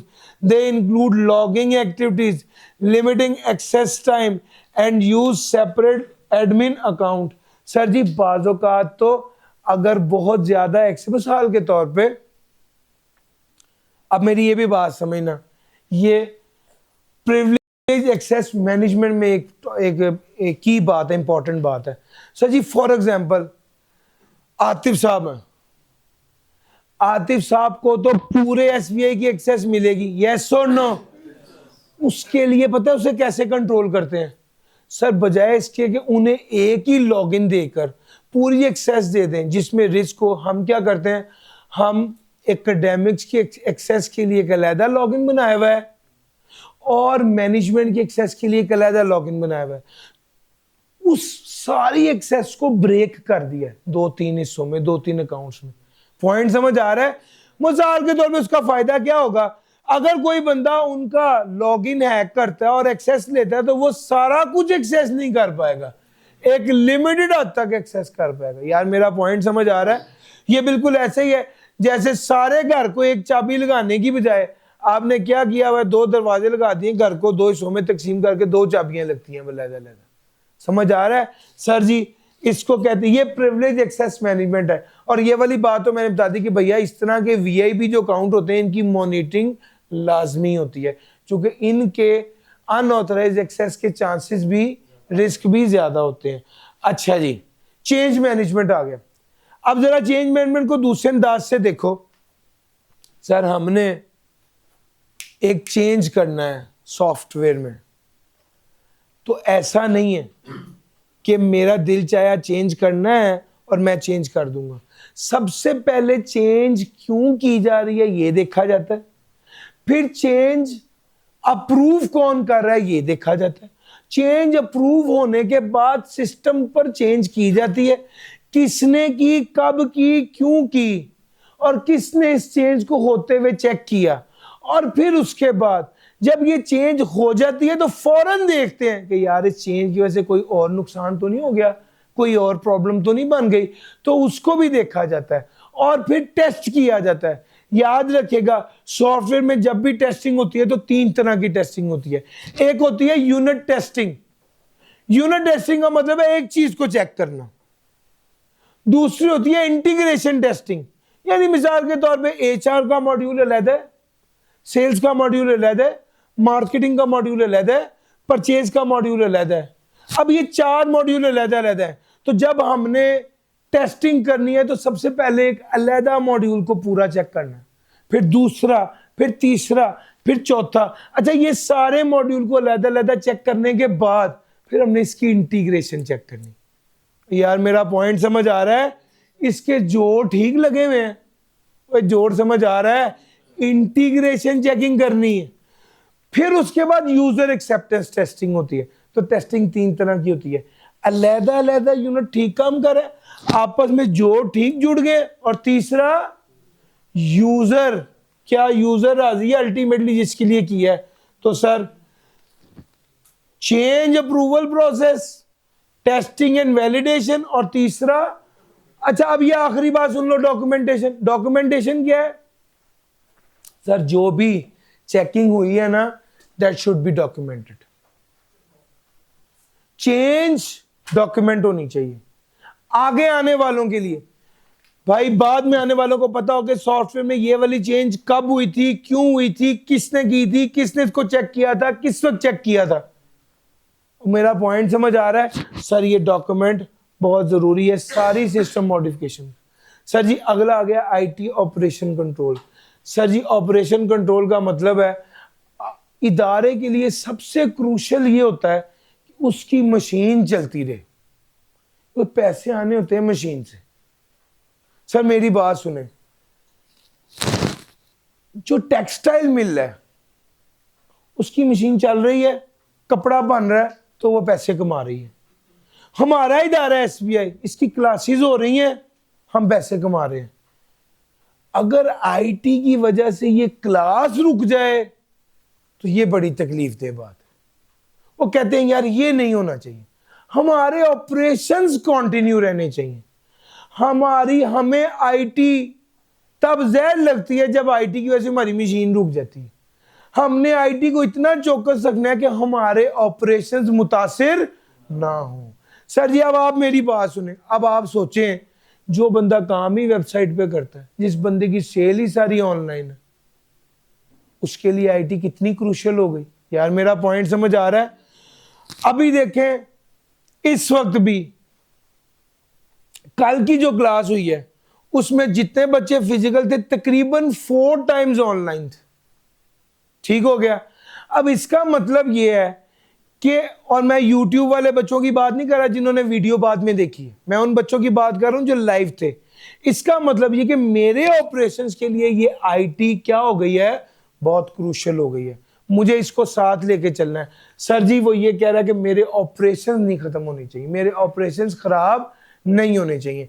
इसी ऑपरेशंस को इंश्योर करने के लिए क्या किया, मिसाल दे देता हूं, वैसे ऐसा है नहीं किया, ये कि मैंने जो इंटरनेट डिवाइस है ना उसको यूपीएस के साथ कनेक्ट कर दिया, ताकि मेरा लाइट जाने की वजह से मेरा इंटरनेट बंद ना हो और मेरा ऑनलाइन बच्चों के साथ कनेक्शन खत्म। वही समझ गए हो ना? समझ लो यार, मिसाल ले लो। ठीक है, लो सर, बैकअप जरूरी है, रिकवरी जरूरी है। सर जी ये वाली डिवाइस है, अगर अभी ये डिवाइस जल जाए तो अगले 5 मिनट बाद मैं अपना लेक्चर यहीं से ही कंटिन्यू कर दूंगा, मेरे पास दूसरी डिवाइस भी और सारा बैकअप भी मौजूद है। सर ये मोबाइल, मैं गाड़ी में बैठा हुआ था, एक साहब आए, उनने मेरे हाथ से मोबाइल छीना और उस तरह दौड़ लगा दी। मैं भी उनके पीछे भागा हूं, लेकिन उनकी रफ्तार तेज थी। ठीक हो गया, मोबाइल चला गया। अब मैंने देखा अब इसका क्या करना। मैं पुलिस दफ्तर गया, थाने गया, उनको कहा जी, उन्होंने कहा जी एफआईआर दर्ज करें, कल सुबह आप 9 बजे आए और यहाँ पर जब 9 बजे आएंगे बैठेंगे, फिर हम आपको बुलाएंगे, फिर कोई तफ्तीशी बंदा जो है ना वो पॉइंट करेंगे। फिर मैं अगले दिन आया तो उसने कहा जी वो बंदा तो अभी तक नहीं आया, वो बंदा मसरूफ़ है। अच्छा जी, वो इन्वेस्टिगेशन ऑफिसर अपॉइंट नहीं हुआ। इन्वेस्टिगेशन ऑफिसर्स को मैंने फ़ोन पे बात की कि इमरान साहब ठीक ठाक हैं। उन्होंने कहा हाँ जी मैं ठीक हूँ, लेकिन मैं थोड़ा बिजी हूँ। मैंने सोचा यार ये जितनी देर में मैंने इसकी FIR दर्ज करवा दी है कि यार कोई दूसरा बंदा उसको मिसयूज करे तो वो ये ना समझा जाएगा ये मैंने किया है, मेरे पास उसकी एक एविडेंस हो। मैंने उसी वक्त उसको छोड़ा, वहाँ से सीधा फी सेंटर किया, अगला मोबाइल लिया, लॉगिन आईडी पासवर्ड डाला और उसको सारा डाटा जो मेरा जी ड्राइव पर था वो बैकअप कर लिया। अगले 10 मिनट बाद मैं व्हाट्सएप पर वैसे ही कम्युनिकेट कर रहा था जैसे मैं पहले करता था। ये किस वजह से मुमकिन हुआ? बैकअप की वजह से मुमकिन हुआ। यार मेरा पॉइंट समझ आ रहा है? आपको क्या लगता है अगर बैंक का सिस्टम फेलियर हो जाए तो क्या होगा? कुछ भी नहीं होगा। अब बैकअप मौजूद होगा, वहां से सिस्टम को कनेक्ट करेंगे और आपकी ट्रांजैक्शन वैसे ही चलती रहेंगी। और सर मेरा पॉइंट समझ आ रहा है? लो सर, बैकअप एंड रिकवरी की बात आ गई। इंसिडेंट मैनेजमेंट हुई भी बात ये वाली। सर जी इंसिडेंट मैनेजमेंट, कोई भी इंसिडेंट हो जाए उसको आइडेंटिफाई करना, रिपोर्ट करना और रिजॉल्व करना। फिर उसके बाद है सिस्टम मॉनिटरिंग। सर जी सिस्टम मॉनिटरिंग क्या है? आप सिस्टम को कॉन्टिन्यूसली मॉनिटर करेंगे कहीं कोई खराबी तो नहीं हो रही। असल में IT ऑपरेशन कंट्रोल का ये मतलब है कि आपके ऑपरेशंस कॉन्टिन्यूसली चलते रहे। मेरा व्हाट्सएप मेरे ऑपरेशंस का हिस्सा है, मेरे जॉब का हिस्सा है, मेरे काम का हिस्सा है। ये सिस्टम मेरे काम का हिस्सा है, इसलिए हमने मेक श्योर करना होता है कि इसको रिडंडेंट करें, इसकी डुप्लीकेशन अपने पास रखें ताकि कोई मसला हो तो मेरे ऑपरेशन मुतासिर ना हो।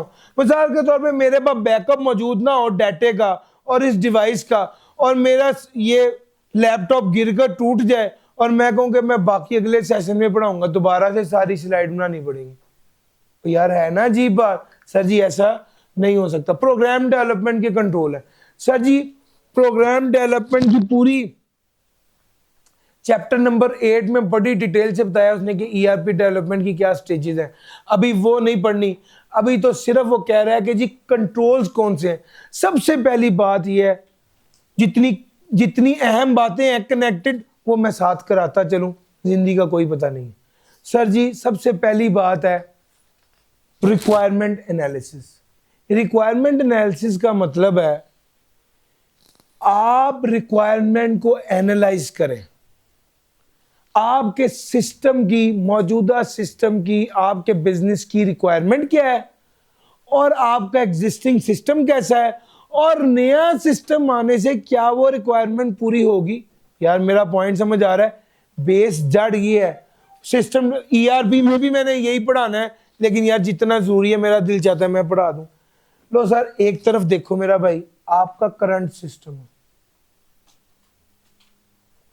और आपकी ऑब्जेक्टिव्स है। रिक्वायरमेंट से कहना चाहिए आपका करंट सिस्टम आपकी जितनी रिक्वायरमेंट्स पूरा कर रहा है, इसमें क्या मौजूद होता है? गैप मौजूद होता है। तभी आप कहते हैं ना कि मुझे नया सॉफ्टवेयर चाहिए। ये इस गैप को एनालाइज किया जाता है, इसको कहते हैं गैप एनालिसिस। और गैप एनालिसिस करने के बाद फिर हम किस तरफ आते हैं? फिर हम देखते हैं कि यार अब हम हमारे सिस्टम ने जो न्यू सिस्टम है, जो प्रोग्राम डेवलप कर रहा है, क्या वो बिजनेस रिक्वायरमेंट को किस तरह पूरा करेगा। ये होता है रिक्वायरमेंट एनालिसिस। अगला स्टेप क्या है? Code review. कोड रिव्यू का क्या मतलब है? सर सिस्टम को लिखने के लिए कोडिंग की जाती है, और कोडिंग कौन रिव्यू करेगा? जो खुद कोडर होगा। यार वो तो जाहिर बात है ना। वो कहता है पीयर रिव्यू कोड आइडेंटिफाई। जो उसके साथ वाला बंदा है, नक्शा ठीक बना या नहीं बना ये दूसरा नक्शा बनाने वाला ही बेहतर बता सकता है। इसी तरह कोडिंग ठीक हुई है या नहीं हुई वो उसका पीयर ही बेहतर बताता है कि ये कोडिंग ठीक हुई है या नहीं हुई। तीसरा होता है टेस्टिंग। मैंने आपको अभी बता दिया था थोड़ी देर पहले, टेस्टिंग होती है 3 तरह की। बताया था सर? ओए हाँ ना करो यार। एक यूनिट टेस्टिंग होती है, एक इंटीग्रेशन होती है और एक बड़ी डिटेल से मैंने ये तीनों बातें बताई। डन है सर? इतना खाना कर दे बंदे को पता चले कि जिंदा ही है सारे। सर पांचवी बात करने लगा हूं फिजिकल कंट्रोल्स। फिजिकल कंट्रोल्स, अब यहां पर फिजिकल एक्सेस को कंट्रोल करना। इससे पहले भी एक्सेस कंट्रोल की बात आई है, वो लॉजिकल थी, ये फिजिकल है। फिजिकल एक्सेस का मतलब है डोर लॉक, फिजिकल एक्सेस का मतलब है बायोमेट्रिक, फिजिकल एक्सेस का मतलब है कैमरास, फिजिकल एक्सेस का मतलब है सिक्योरिटी गार्ड। यार मेरा पॉइंट समझ आ रहा है? लो सर, एनवायरमेंटल कंट्रोल, सर जलजिला, आंधी, तूफान, बारिश, पानी, सैलाब, और क्या हो सकता है?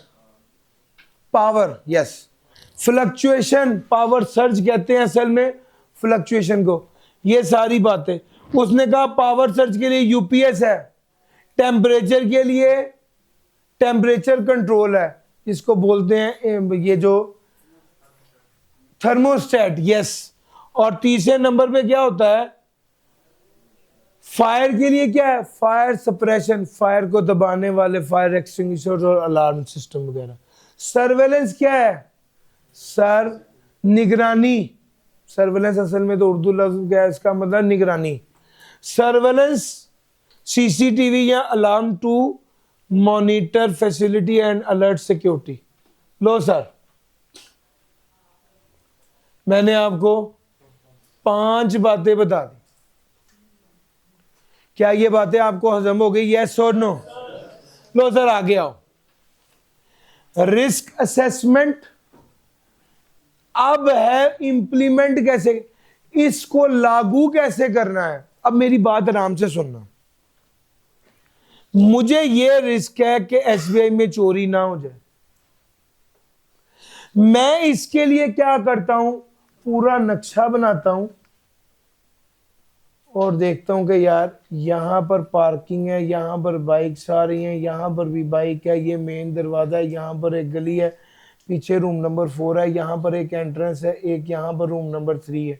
ऐसे ही है, सारा नक्शा मैंने बना लिया। यहां पर मैं देखता हूं यार, एक अगर गार्ड यहां पर बैठा हो ना वॉशरूमों के ऊपर, तो बड़ी कमाल जगह है, सारा देखेगा इधर उधर, कोई और आ तो नहीं रहा। ये मैंने क्या कर लिया है? ये मैंने डिजाइन किया, नक्शा बनाया ना आपके सामने, अभी मैंने सिर्फ डिजाइन किया। अगला स्टेप है इंप्लीमेंट करने का। इंप्लीमेंट का क्या मतलब है? भाई उसको गन देकर, यूनिफॉर्म पहनाकर, वहां पे कुर्सी रख के उसको वहां पर बिठाना है बकायदा। ठीक हो गया। फिर उसके बाद उसको ट्रेनिंग देनी है कि आपने अपना मुंह किस तरफ रखना है, किस तरफ देखना है, कहां से हमला हो सकता है, कैसे अपने आप को एक्टिव रखना है। यार समझ रहे हो? अच्छा, उसके बाद लास्ट आ गया, और फिर हमने वहां पे जो कैमरा लगाया उससे देखना भी कि जो हमने इसको इंस्ट्रक्ट किया था उस तरह क्या सिक्योरिटी हो रही है या नहीं हो रही।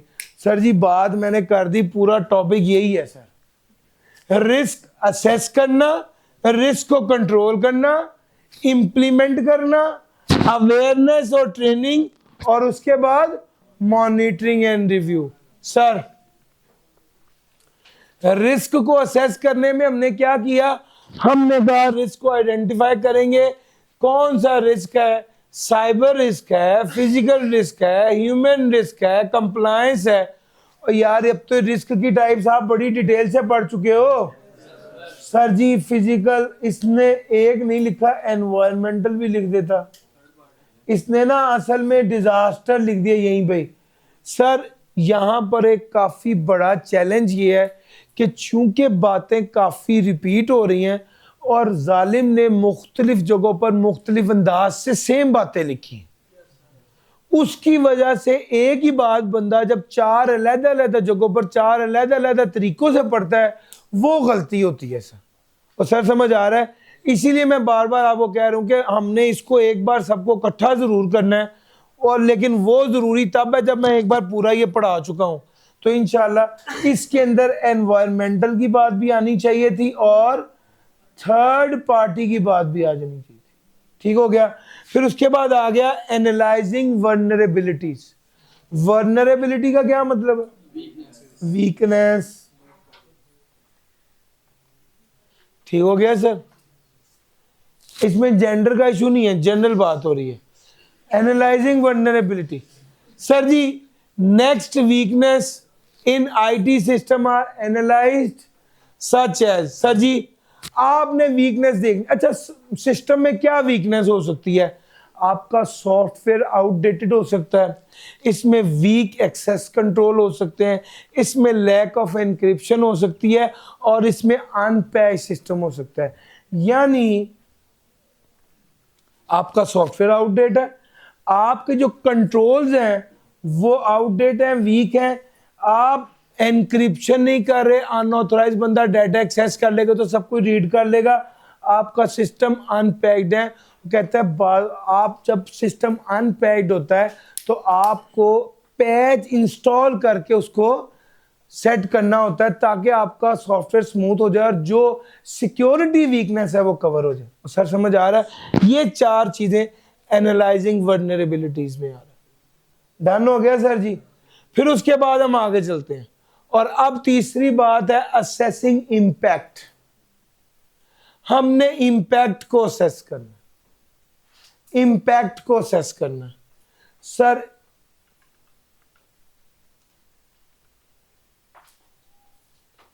क्या नुकसान होगा अगर ये काम हो गया? Financial loss, operational disruption, reputational damage. Sir आपने ये सारी चीजें देखनी है। सर आपकी वेबसाइट डाउन हो जाएगी, आपके कस्टमर आप पर एतमाद नहीं करेंगे, आपको फाइनेंशियल लॉस हो जाएगा। यार मेरा पॉइंट समझ आ रहा है? ये इंपैक्ट। अभी तक सिर्फ मैंने आपको रिस्क की बात बताई है, हालांकि यही रिस्क जालिम ने एक जगह पर लिखा हुआ था और उसके 4 स्टेप्स की बात की हुई थी, याद है? सर ये फिर वही वाली बात है, लेकिन यहां पर उसने उसको ऑल टुगेदर एक दूसरे तरीके से कहा है। आपको एक ही बार एक तगड़ी बात याद रखनी है और उसको रिलेट करना है सारी जगहों पर। बार बार एक ही बात याद करने से आपका दिमाग जो है वो परेशानी में ज्यादा रहेगा। ठीक है, जितना चल रहा है वो तो है ही है, परेशान हो जाएगा। ठीक है सर, आगे चलते हैं। Control design. Sir control design की अगर मैं बात करूं तो अब आपने, यार टॉपिक आ गया बड़े मजे का, इसको पढ़ाना पड़ेगा सर। मैं कल भी आपको ये बताने लगा था, फिर मैं रुक गया, मैंने कहा यार कल बताऊंगा। सब कुछ ये एक ही दिन थोड़ी बता देना है सर। एक होता है कंट्रोल्स, 3 तरह के होते हैं sir. Preventive control, detective control, corrective control.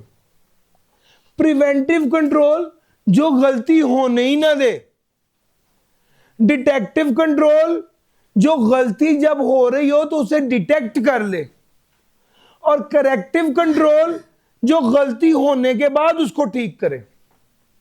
Sir जी आप सब लोगों ने ठंड के मौसम में ये जो गर्म जैकेटें पहनी हुई हैं, ये असल में इसलिए ताकि आपको बुखार ना हो, तबीयत खराब ना हो। यस और नो?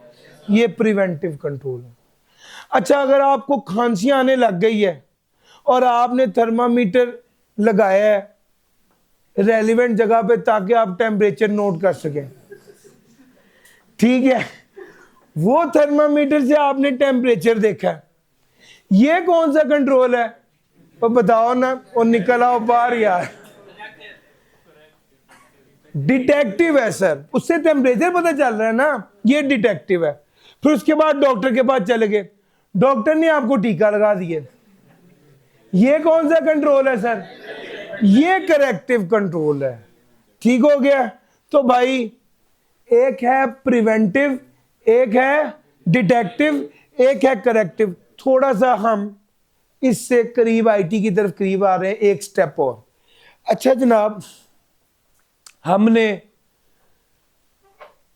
एक फैक्ट्री में मैं ऑडिट करने गया तो वहां पर हमने देखा कि उसने 3 वो ना शीशा बनाने वाली फैक्ट्री थी, वहां पे शीशा बन रहा था। तो हमें पता चला कि शीशा जो है वो काफी आग बहुत तेजी से पकड़ लेता है, वो रॉ मटेरियल जिससे शीशा बन रहा होता है।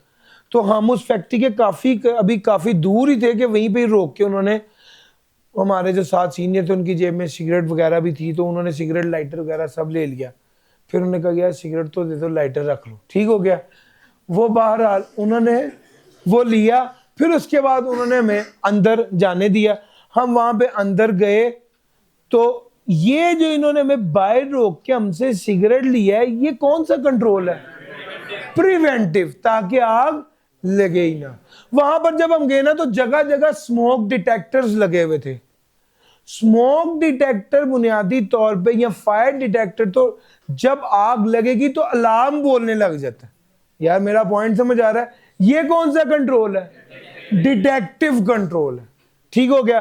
फिर ये जो फायर एक्सटिंग्विशर्स लगे होते हैं, ये तो तब काम आते हैं जब आग लग जाती है, तो ये क्या है? करेक्टिव कंट्रोल है।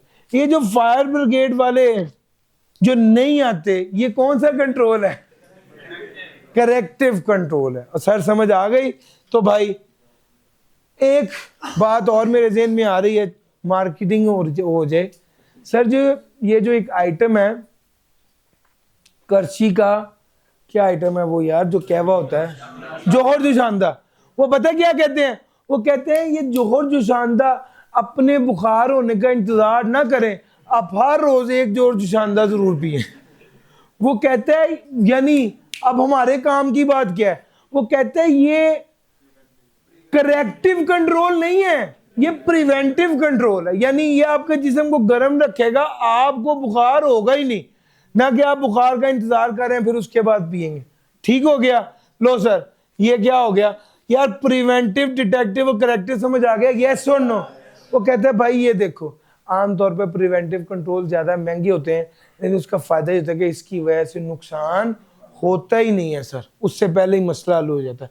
अच्छा, थोड़ा सा आईटी का टच दे दूं, तीसरी लेयर है इसमें सर, एक्सेस कंट्रोल जो है ये प्रिवेंटिव कंट्रोल है। सर एक्सेस कंट्रोल क्या है? प्रिवेंटिव कंट्रोल है। सर फायरवॉल जो नेटवर्क में डाटा को अंदर ही नहीं आने दे रहा, प्रिवेंटिव कंट्रोल है। और सर मेरा पॉइंट समझ आ रहा है? मल्टी फैक्टर ऑथेंटिकेशन क्या है? प्रिवेंटिव कंट्रोल है। अच्छा, अब देखिएगा डिटेक्टिव कंट्रोल।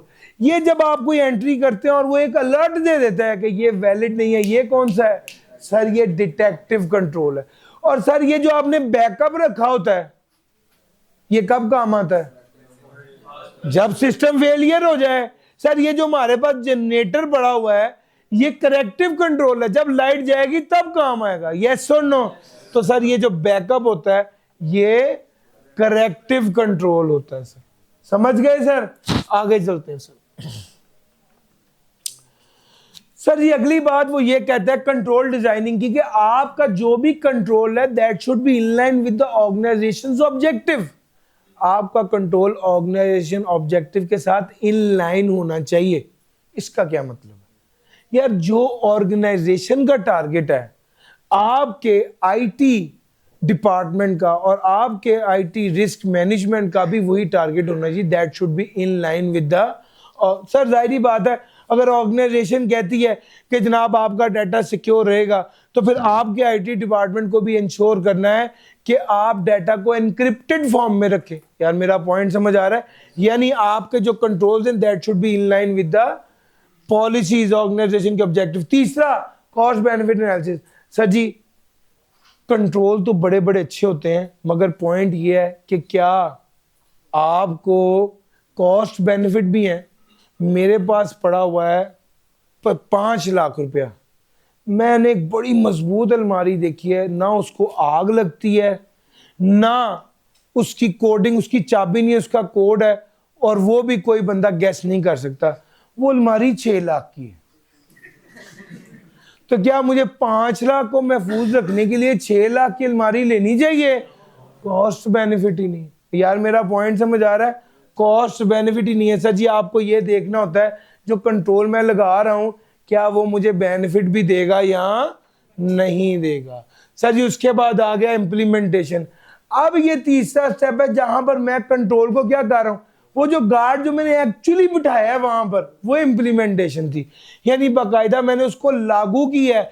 सर डिप्लॉय का मतलब भी ये होता है, डिप्लॉय का मतलब भी यही होता है सर, इंप्लीमेंट का मतलब भी ये होता है कि सर खाली बातें नहीं, बाकायदा लागू करना, बाकायदा कन्फिगर करना।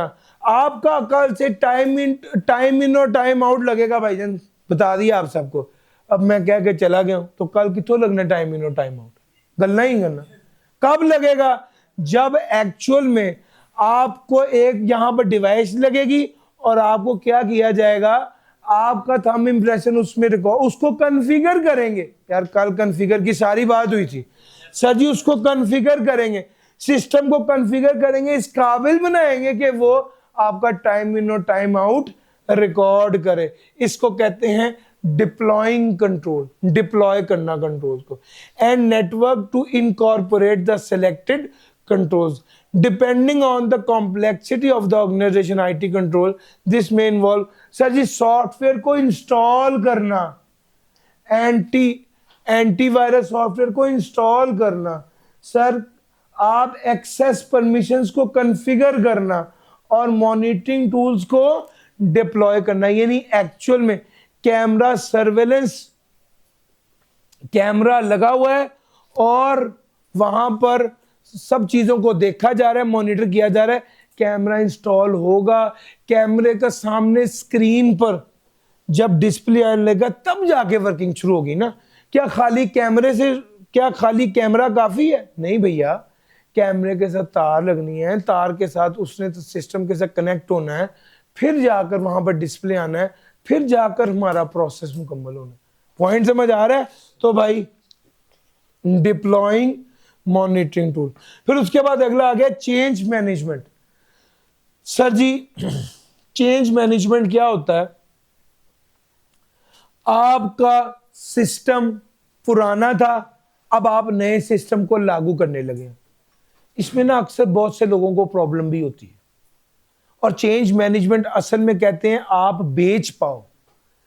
पुराने सिस्टम में लोग बैठे हुए थे, एंजॉय कर रहे थे, नया सिस्टम इंप्लीमेंट हुआ, अब उन्हें काम करना पड़ेगा। अब वो कह रहे हैं ये सिस्टम ही बकवास है। अब आपने उन्हें कहना है, अब आपने उन्हें साबित करना है कि ये सिस्टम ऑर्गेनाइजेशन के लिए भी बहुत अच्छा है और आपके लिए भी बहुत अच्छा है। सर समझ आ रही है? तो चेंज मैनेजमेंट में एक स्टेप होता है रेजिस्टेंस को कंट्रोल करना। दूसरे नंबर पे चेंज मैनेजमेंट सिस्टम में होता है आप चेंज करें, जो जो चेंजेस हैं उसको पहले अप्रूव करें, ऑथराइज कराएं, टेस्ट कराएं और डॉक्यूमेंट होनी चाहिए बिफोर चेंज। ये दूसरी बात हो गई। तीसरा है सिस्टम इंटीग्रेशन। सर जी सिस्टम इंटीग्रेशन का मतलब है कि जब आपने नया कंट्रोल इंप्लीमेंट किया है तो वो आपके सिस्टम के अंदर इंटीग्रेट होना चाहिए।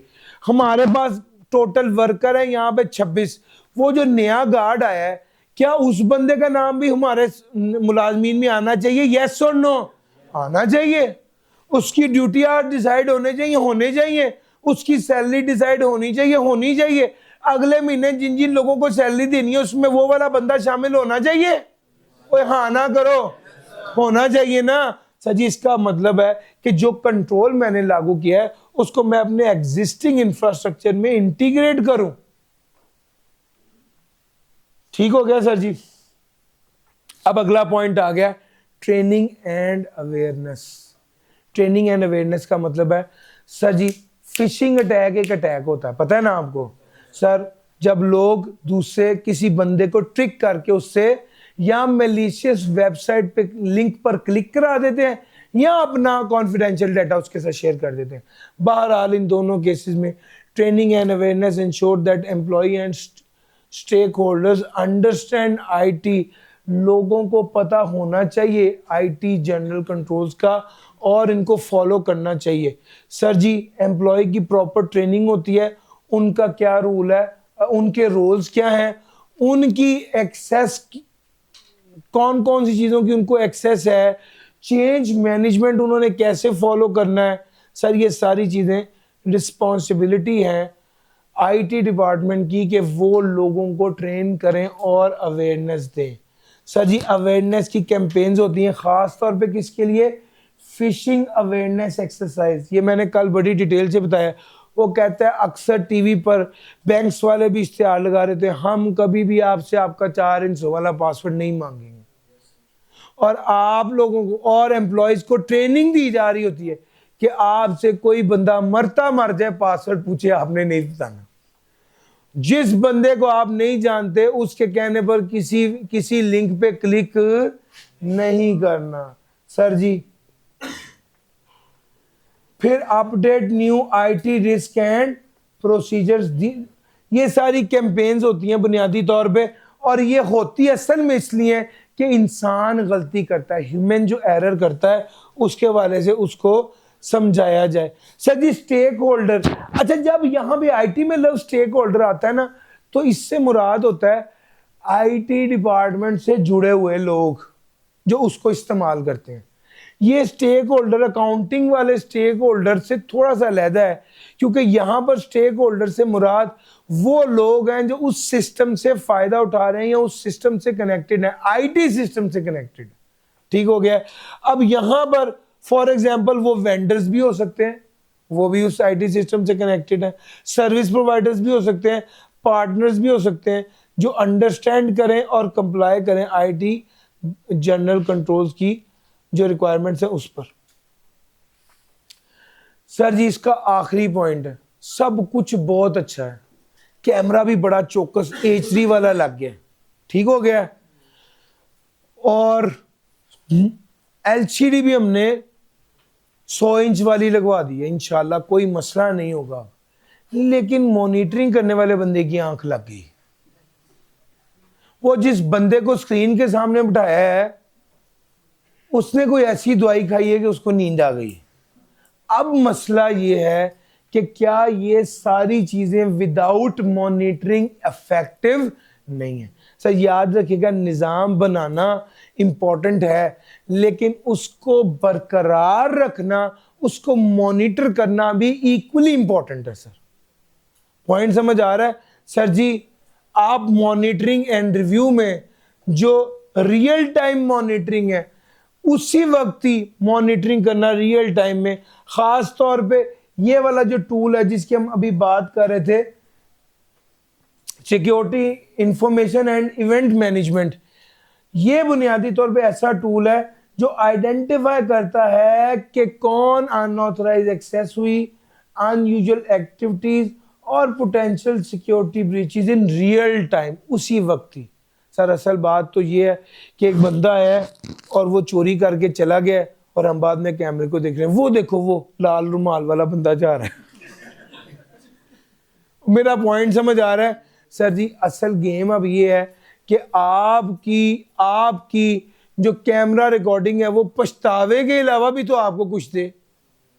यानी आप कैमरे से सिर्फ ये देखते हैं कि कंफर्म हो गई ये चोरी हुआ, हमने तो यही देखा भाई। अब वो कहते हैं नहीं, आईटी की दुनिया में नहीं, प्रोएक्टिव बिहेवियर होना चाहिए। प्रोएक्टिव पता क्या है यार, मैं आपको एक बात बताता हूँ, बड़ी जेन्युइन बात है। यहाँ पर कूलर चोरी हुआ, कल मैंने आपको बताया था ना, जिस बंदे ने कूलर चोरी किया ना, वो 2 दिन पहले आकर ना उस कूलर का नलका चुरा के लेके गया था। अब जब नलका उसने चुराया था तो हमने कहा अच्छा यार नलका ले गया है, कोई बात नहीं है, दूसरा नलका नया ला के लगवा दिए। जो कूलर का नलका चुरा के लेके गया उस वक्त हमारा प्रोएक्टिव एक्शन कहता था कि अब आप सिक्योरिटी को ज्यादा अलर्ट करें, लेकिन हमने कहा कि चलो कोई बात नहीं, 150 रुपये का नलका है, एक नलका और लगा दिया। वो जनाब 50,000 रुपये का कूलर ही उठा के ले गए। और सर समझ आ रही है, पहली बार वो सादा आया था, अगली बार प्रो मैक्स आ गया। सर बात यह है कि प्रोएक्टिवली देखना, यहां पर रियल टाइम में security information and event management system एक ऐसा टूल है जो रियल टाइम में देखता है कि कौन सा बंदा अनऑथराइज एक्सेस कर रहा है, unusual activities and potential security breaches in real time. आप इमेजिन करें, समझाने के लिए बता रहा हूं, आपका एटीएम कार्ड गुम गया है और कोई बंदा एटीएम मशीन में गलत पासवर्ड डाल रहा है, एक बार डाला, दूसरी बार डाला, तीसरी बार जब उसने पासवर्ड डाला तो सामने कैमरे वाले ने तस्वीर खींची और जिस अकाउंट को वो एक्सेस कर रहा था वहां पर व्हाट्सएप कर दिया उस नंबर पर कि ये बंदा आपके एटीएम को एक्सेस करने की कोशिश कर रहा है। कोई गेम है या नहीं है? सर ये रियल टाइम में वो उसी टाइम में ये सब कर रहा हो। ये बेसिकली क्या है, अनऑथराइज एक्सेस करना, अनयूजुअल एक्टिविटीज और पोटेंशियल ब्रीचेस। यानी मिसाल के तौर पे आपको एक्सेस ही नहीं दी हुई, आप उसको जो एक्सेस नहीं दी हुई वहां से आप कर रहे हैं, या आपको लाहौर में एक बंदा है उसको एक्सेस दी हुई, वो जब ईरान में जाकर फॉर एग्जांपल वही लॉगिन आईडी पासवर्ड डालते हैं, तो ये बड़ा अनयूजुअल है, उसको डिटेक्ट करता है। और बेसिकली ये डिटेक्ट करने की वजह से ही वो, जब आप, मैंने शायद कल भी बताया था आपको कि मेरे अपने साथ ऐसा हुआ है कि मैं इराक में जाकर जब अपने फेसबुक को एक्सेस किया तो उसने मुझे 100 बार पूछा भैया आप हो कौन, अच्छा चलो बताओ, आपको मैं ईमेल करता हूँ उसको वेरीफाई कराओ। और मैंने जो आपको ये मल्टी फैक्टर ऑथेंटिकेशन बढ़ाते हुए भी ये वाली एग्जांपल दी है, और बुनियादी तौर पे वो रियल टाइम में एक्सेस कर रहा होता है, रियल टाइम में देख रहा हुआ है कि ये अनयूजुअल एक्टिविटी हो रही है या अनऑथराइज एक्सेस हो रही है या पोटेंशियल सिक्योरिटी ब्रीच है, तो उस पर वो रिस्पॉन्ड करता है। सर जी regular audit and assessment, sir जी आप रेगुलर बेसिस पर चेक करें कि आपके आईटी सिस्टम इफेक्टिव है और वो क्या सही से काम कर पा रहा है या नहीं कर पा रहा। फिर तीसरे नंबर पे आ गया कॉन्टिन्यूअस इंप्रूवमेंट।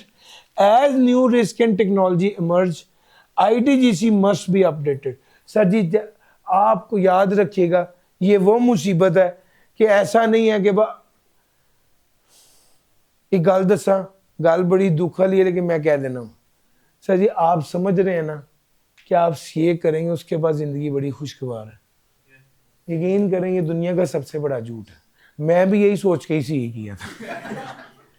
सर असल में मसला पता क्या है, कॉन्टिन्यूअस अपडेशन आ रही है, कॉन्टिन्यूअस अपडेशन आ रही है। आप जिस टाइम पर सीए करेंगे ना तो आप अनेबल हो जाएंगे कि पैसे कमा सकें, लेकिन that's not the end of the story. ये तो एक नई बिगिनिंग है। अब आप कहेंगे यार अब मैं इस पॉइंट पे आ गया हूं कि अब मैं पैसे छाप सकता हूं। मैं हमेशा एक बात कहता हूं, अपने दोस्तों में भी कभी बैठा हूं तो मैं कहता हूं यार मैं आज भी सब कुछ नया सीखने को तैयार हूं, लेकिन आज सिर्फ मैं वो सीखूंगा जिससे मुझे को पैसा आएगा।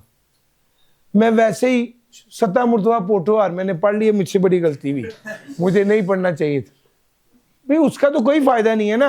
अब तो आपको वो सीखना है जो आपको फायदा दे रहा है। सर जी इसी तरह आईटी में क्या है, आईटी में टेक्नोलॉजी बड़ी तेजी से अपग्रेड हो रही है। आपने बड़ा अच्छा जबरदस्त सिस्टम डेवलप कर दिया, लगा दिया, लेकिन क्या 6 माह बाद भी वो रेलेवेंट रहेगा? 6 माह बाद भी वो उतना इफेक्टिव रहेगा? 6 माह बाद कितने थ्रेट्स नए आगे होंगे?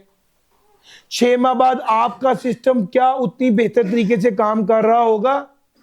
और क्या वो सारे नए अटैक्स को क्या वो कॉम्बैट कर पाएगा? यार मेरा पॉइंट समझ आ रहा है? नहीं कर पाएगा। सर आपको क्या करना पड़ेगा? पॉलिसीज रिवाइज करनी पड़ेगी, एक्सेस कंट्रोल को स्ट्रेंथन करना पड़ेगा, नई सिक्योरिटी टूल्स को अडॉप्ट करना पड़ेगा ताकि आप अपग्रेड रहें। Sir ji incident responsive reporting and feedback, जो इंसिडेंट होता है यार याद रखना, इंसिडेंट्स वाली बात इन्हें 6ठी बार की है आपके सामने। असल में इंसिडेंट की निचोड़ पता क्या है? जो भी इंसिडेंट होता है ना वो आपको बता देता है कि खराबी किधर है, कहां से अटैक हो जाना है, और फिर आपने क्या करना है उस इंसिडेंट रिपोर्टिंग की बेस पर अपने सिस्टम को अपग्रेड करना है। सर जी अगर हमें पता चल जाए कि असल में इस दरवाजे से चोरी हो गई है, नहीं यहां से चोरी हुई, यहाँ एक बंदा था वो आया रात को ताला काट रहा था, सिक्योरिटी गार्ड ने कहा कि यार मुझे सोने दो, क्यों तंग कर रहे हो, वो बंदा भाग गया। अब सवाल ये पैदा होता है कि ये जो वाकया पेश आया है इसकी वजह से हमें एक इशारा मिल गया है कि अब ये वाला दरवाजा सिक्योर नहीं है। हमें क्या करना चाहिए? गार्ड को कहना चाहिए कि यार तुम दिन के टाइम भी सो जाओ, क्योंकि रात को भी अगर सोने से ज्यादा बेहतर सिक्योरिटी है तो फिर खड़े होने की क्या जरूरत है। यानी मीनिंग, अच्छा यहां पर अब हमें क्या करना है, हमें अपने सिस्टम को अपग्रेड करना है, हमें इस दरवाजे को सिक्योर करना है। यार मेरा पॉइंट समझ आ रहा है? ये जो इंसिडेंट होता है ना इसको रिपोर्ट किया जाता है, कंट्रोल कहां फेल हुआ वो देखा जाता है, अनयूजुअल एक्टिविटीज देखी जाती है, और उस बेस पे अपने सिस्टम को क्या करना है, इंप्रूव करना है। लो सर ये सारी बातें मॉनिटरिंग एंड रिव्यू की थी। सर जी मैं आपके साथ चैलेंजेस की तरफ आने लगा हूं। बड़ी तेजी से आईटी एनवायरनमेंट बदल रहा है और आईटी एनवायरनमेंट कॉम्प्लेक्स हो रहा है। सर जी हमारे पास डाइवर्स, जी मेरे ज़हन में नमाज है, आप जैसे 5 मिनट दें, मैं कल सारी असेसमेंट की थी कि कब नमाज की ब्रेक हो सकती है। सर जी integration across diverse system. Sir जी ऑर्गेनाइजेशन में मुख्तलिफ एप्लीकेशंस होती हैं, कोई एप्लीकेशन पुरानी है, कोई एप्लीकेशन नहीं है, फिर आपने थर्ड पार्टी के साथ अपने सिस्टम को इंटीग्रेट किया होता है, इतनी ज्यादा चीजें हैं। सर जी आज डाटा आईओटी डिवाइसेस से भी तो आ रहा है, आपका अपना ऐप सिस्टम और एप्लीकेशन है वो भी तो है। सर जी आज तो मुख्तलिफ तरीकों से डाटा आ रहा है, तो इसकी वजह से इतना डाइवर्स सिस्टम आ गया है, इसमें इंटीग्रेशन करना और मेक श्योर करना कि आपकी इंफॉर्मेशन आईटी सिस्टम सिक्योर रहे, ये एक बहुत बड़ा चैलेंज है। क्यों चैलेंज है? क्योंकि आपके पास डाइवर्स सिस्टम है। सर जी एक तरफ आपके पास क्लाउड कंप्यूटिंग है, एक तरफ आपके पास क्लाउड कंप्यूटिंग है, एक तरफ आपके पास आईओटी डिवाइसेस हैं, एक तरफ आपके पास अपना प्रेमिसेस में सर्वर है, एक तरफ आपके पास अपनी ऐप है जो ऑपरेशंस के लिए जरूरी है। ये सारे सिस्टम अलग-अलग कंपनियों के बने हुए हैं, इस सारे सिस्टम में सिक्योरिटी को इंश्योर करना बड़ा चैलेंज है। यार लॉजिक पिक कर रहे हो, ये बात ज़हन में होगी, फिर उसके बाद आपको समझ आएगी कि यार इसमें लिखा क्या हुआ है। भाई ये चैलेंज है, मुख्तलिफ कंपनियों के मुख्तलिफ सॉफ्टवेयर मुख्तलिफ टाइम पे बने हुए हैं। बाज़ औक़ात क्या होता है, आप एक सिक्योरिटी सॉफ्टवेयर को अप्लाई करना चाहते हैं तो पता चलता है, इंस्टॉल करते हैं तो पता चलता है आपका एग्जिस्टिंग सिस्टम पर यह आ ही नहीं सकता, एग्जिस्टिंग सिस्टम पुराना है और एप्लीकेशन मॉडर्न है आपकी, वो कंपैटिबिलिटी इशू आ जाता है। यार मेरा पॉइंट समझ आ रहा है सर? ये चीज़ें आती हैं। दूसरे नंबर पे टेक्नोलॉजी में इतनी तेजी से एडवांसमेंट आ रही है कि ये बड़ा कॉम्प्लेक्स हो गया। आप हर रोज नए थ्रेट्स आ रहे हैं और उनके जवाब में नए अपडेट्स भी आ रही हैं एंटीवायरस की, और जो सॉफ्टवेयर्स हैं जो सिक्योरिटी प्रोवाइड करते हैं उसको भी आपने ज़हन में रखना है। ये चैलेंज है सर जी। नई नई चीज़ें फिर महंगी भी हैं सर, रिसोर्स का भी मसला आ जाता है, बजट की लिमिटेशन भी आ जाती है। बाज़-औक़ात आपको वो बंदे ही नहीं मिल रहे होते जिनके पास रेलेवेंट एक्सपर्टीज होती है। तीसरे नंबर पे आईटी सिस्टम, आईटी वाले बंदे अपने रूटीन का काम करें या वो आए रोज जो नए अटैक्स हो रहे हैं, जो नए थ्रेट्स आ रहे हैं उन पर वर्किंग करें, तो सर ये उनके लिए भी बड़ा चैलेंजिंग हो जाता है। तो ये तीन चीजें रिसोर्स कंस्ट्रेंट्स हैं। फिर साइबर सिक्योरिटी थ्रेट्स आए रोज नए new types of threats rise होते रहते हैं, इमर्जिंग टेक्नोलॉजीज हैं। आपको पता है एआई खुद बड़ी मदद करता है वायरस बनाने में एआई खुद बड़ी मदद करता है ऐसे मैलिशियस सॉफ्टवेयर बनाने में। फिर उसके बाद उसका तोड़ कौन किसके पास है? वो भी एआई के पास ही है।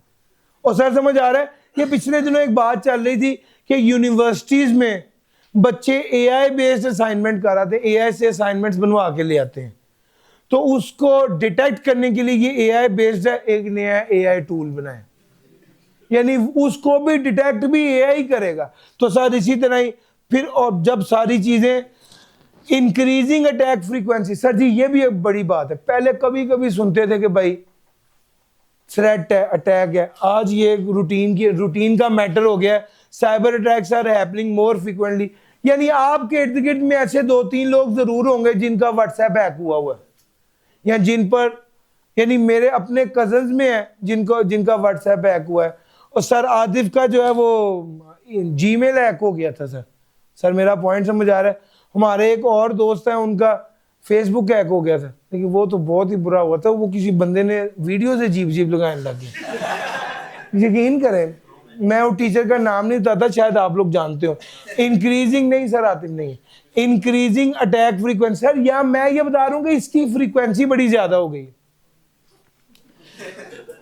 सर जी frequently changing regulations, organisation must comply with. Sir जी अब देखो मेरी बात सुनो, एक तरफ टेक्नोलॉजी तब्दील हो रही है, उसकी वजह से रिस्क, और जब रिस्क और टेक्नोलॉजी में तब्दीली आ रही है तो लॉज एंड रेगुलेशन भी तब्दील हो रहे हैं। अच्छा बाज़ औक़ात आप तो कहते हैं चलो ठीक है यार हम तो अपने देसी तरीके से चलेंगे, ये लॉ वाले नहीं सुकून से बैठने देते।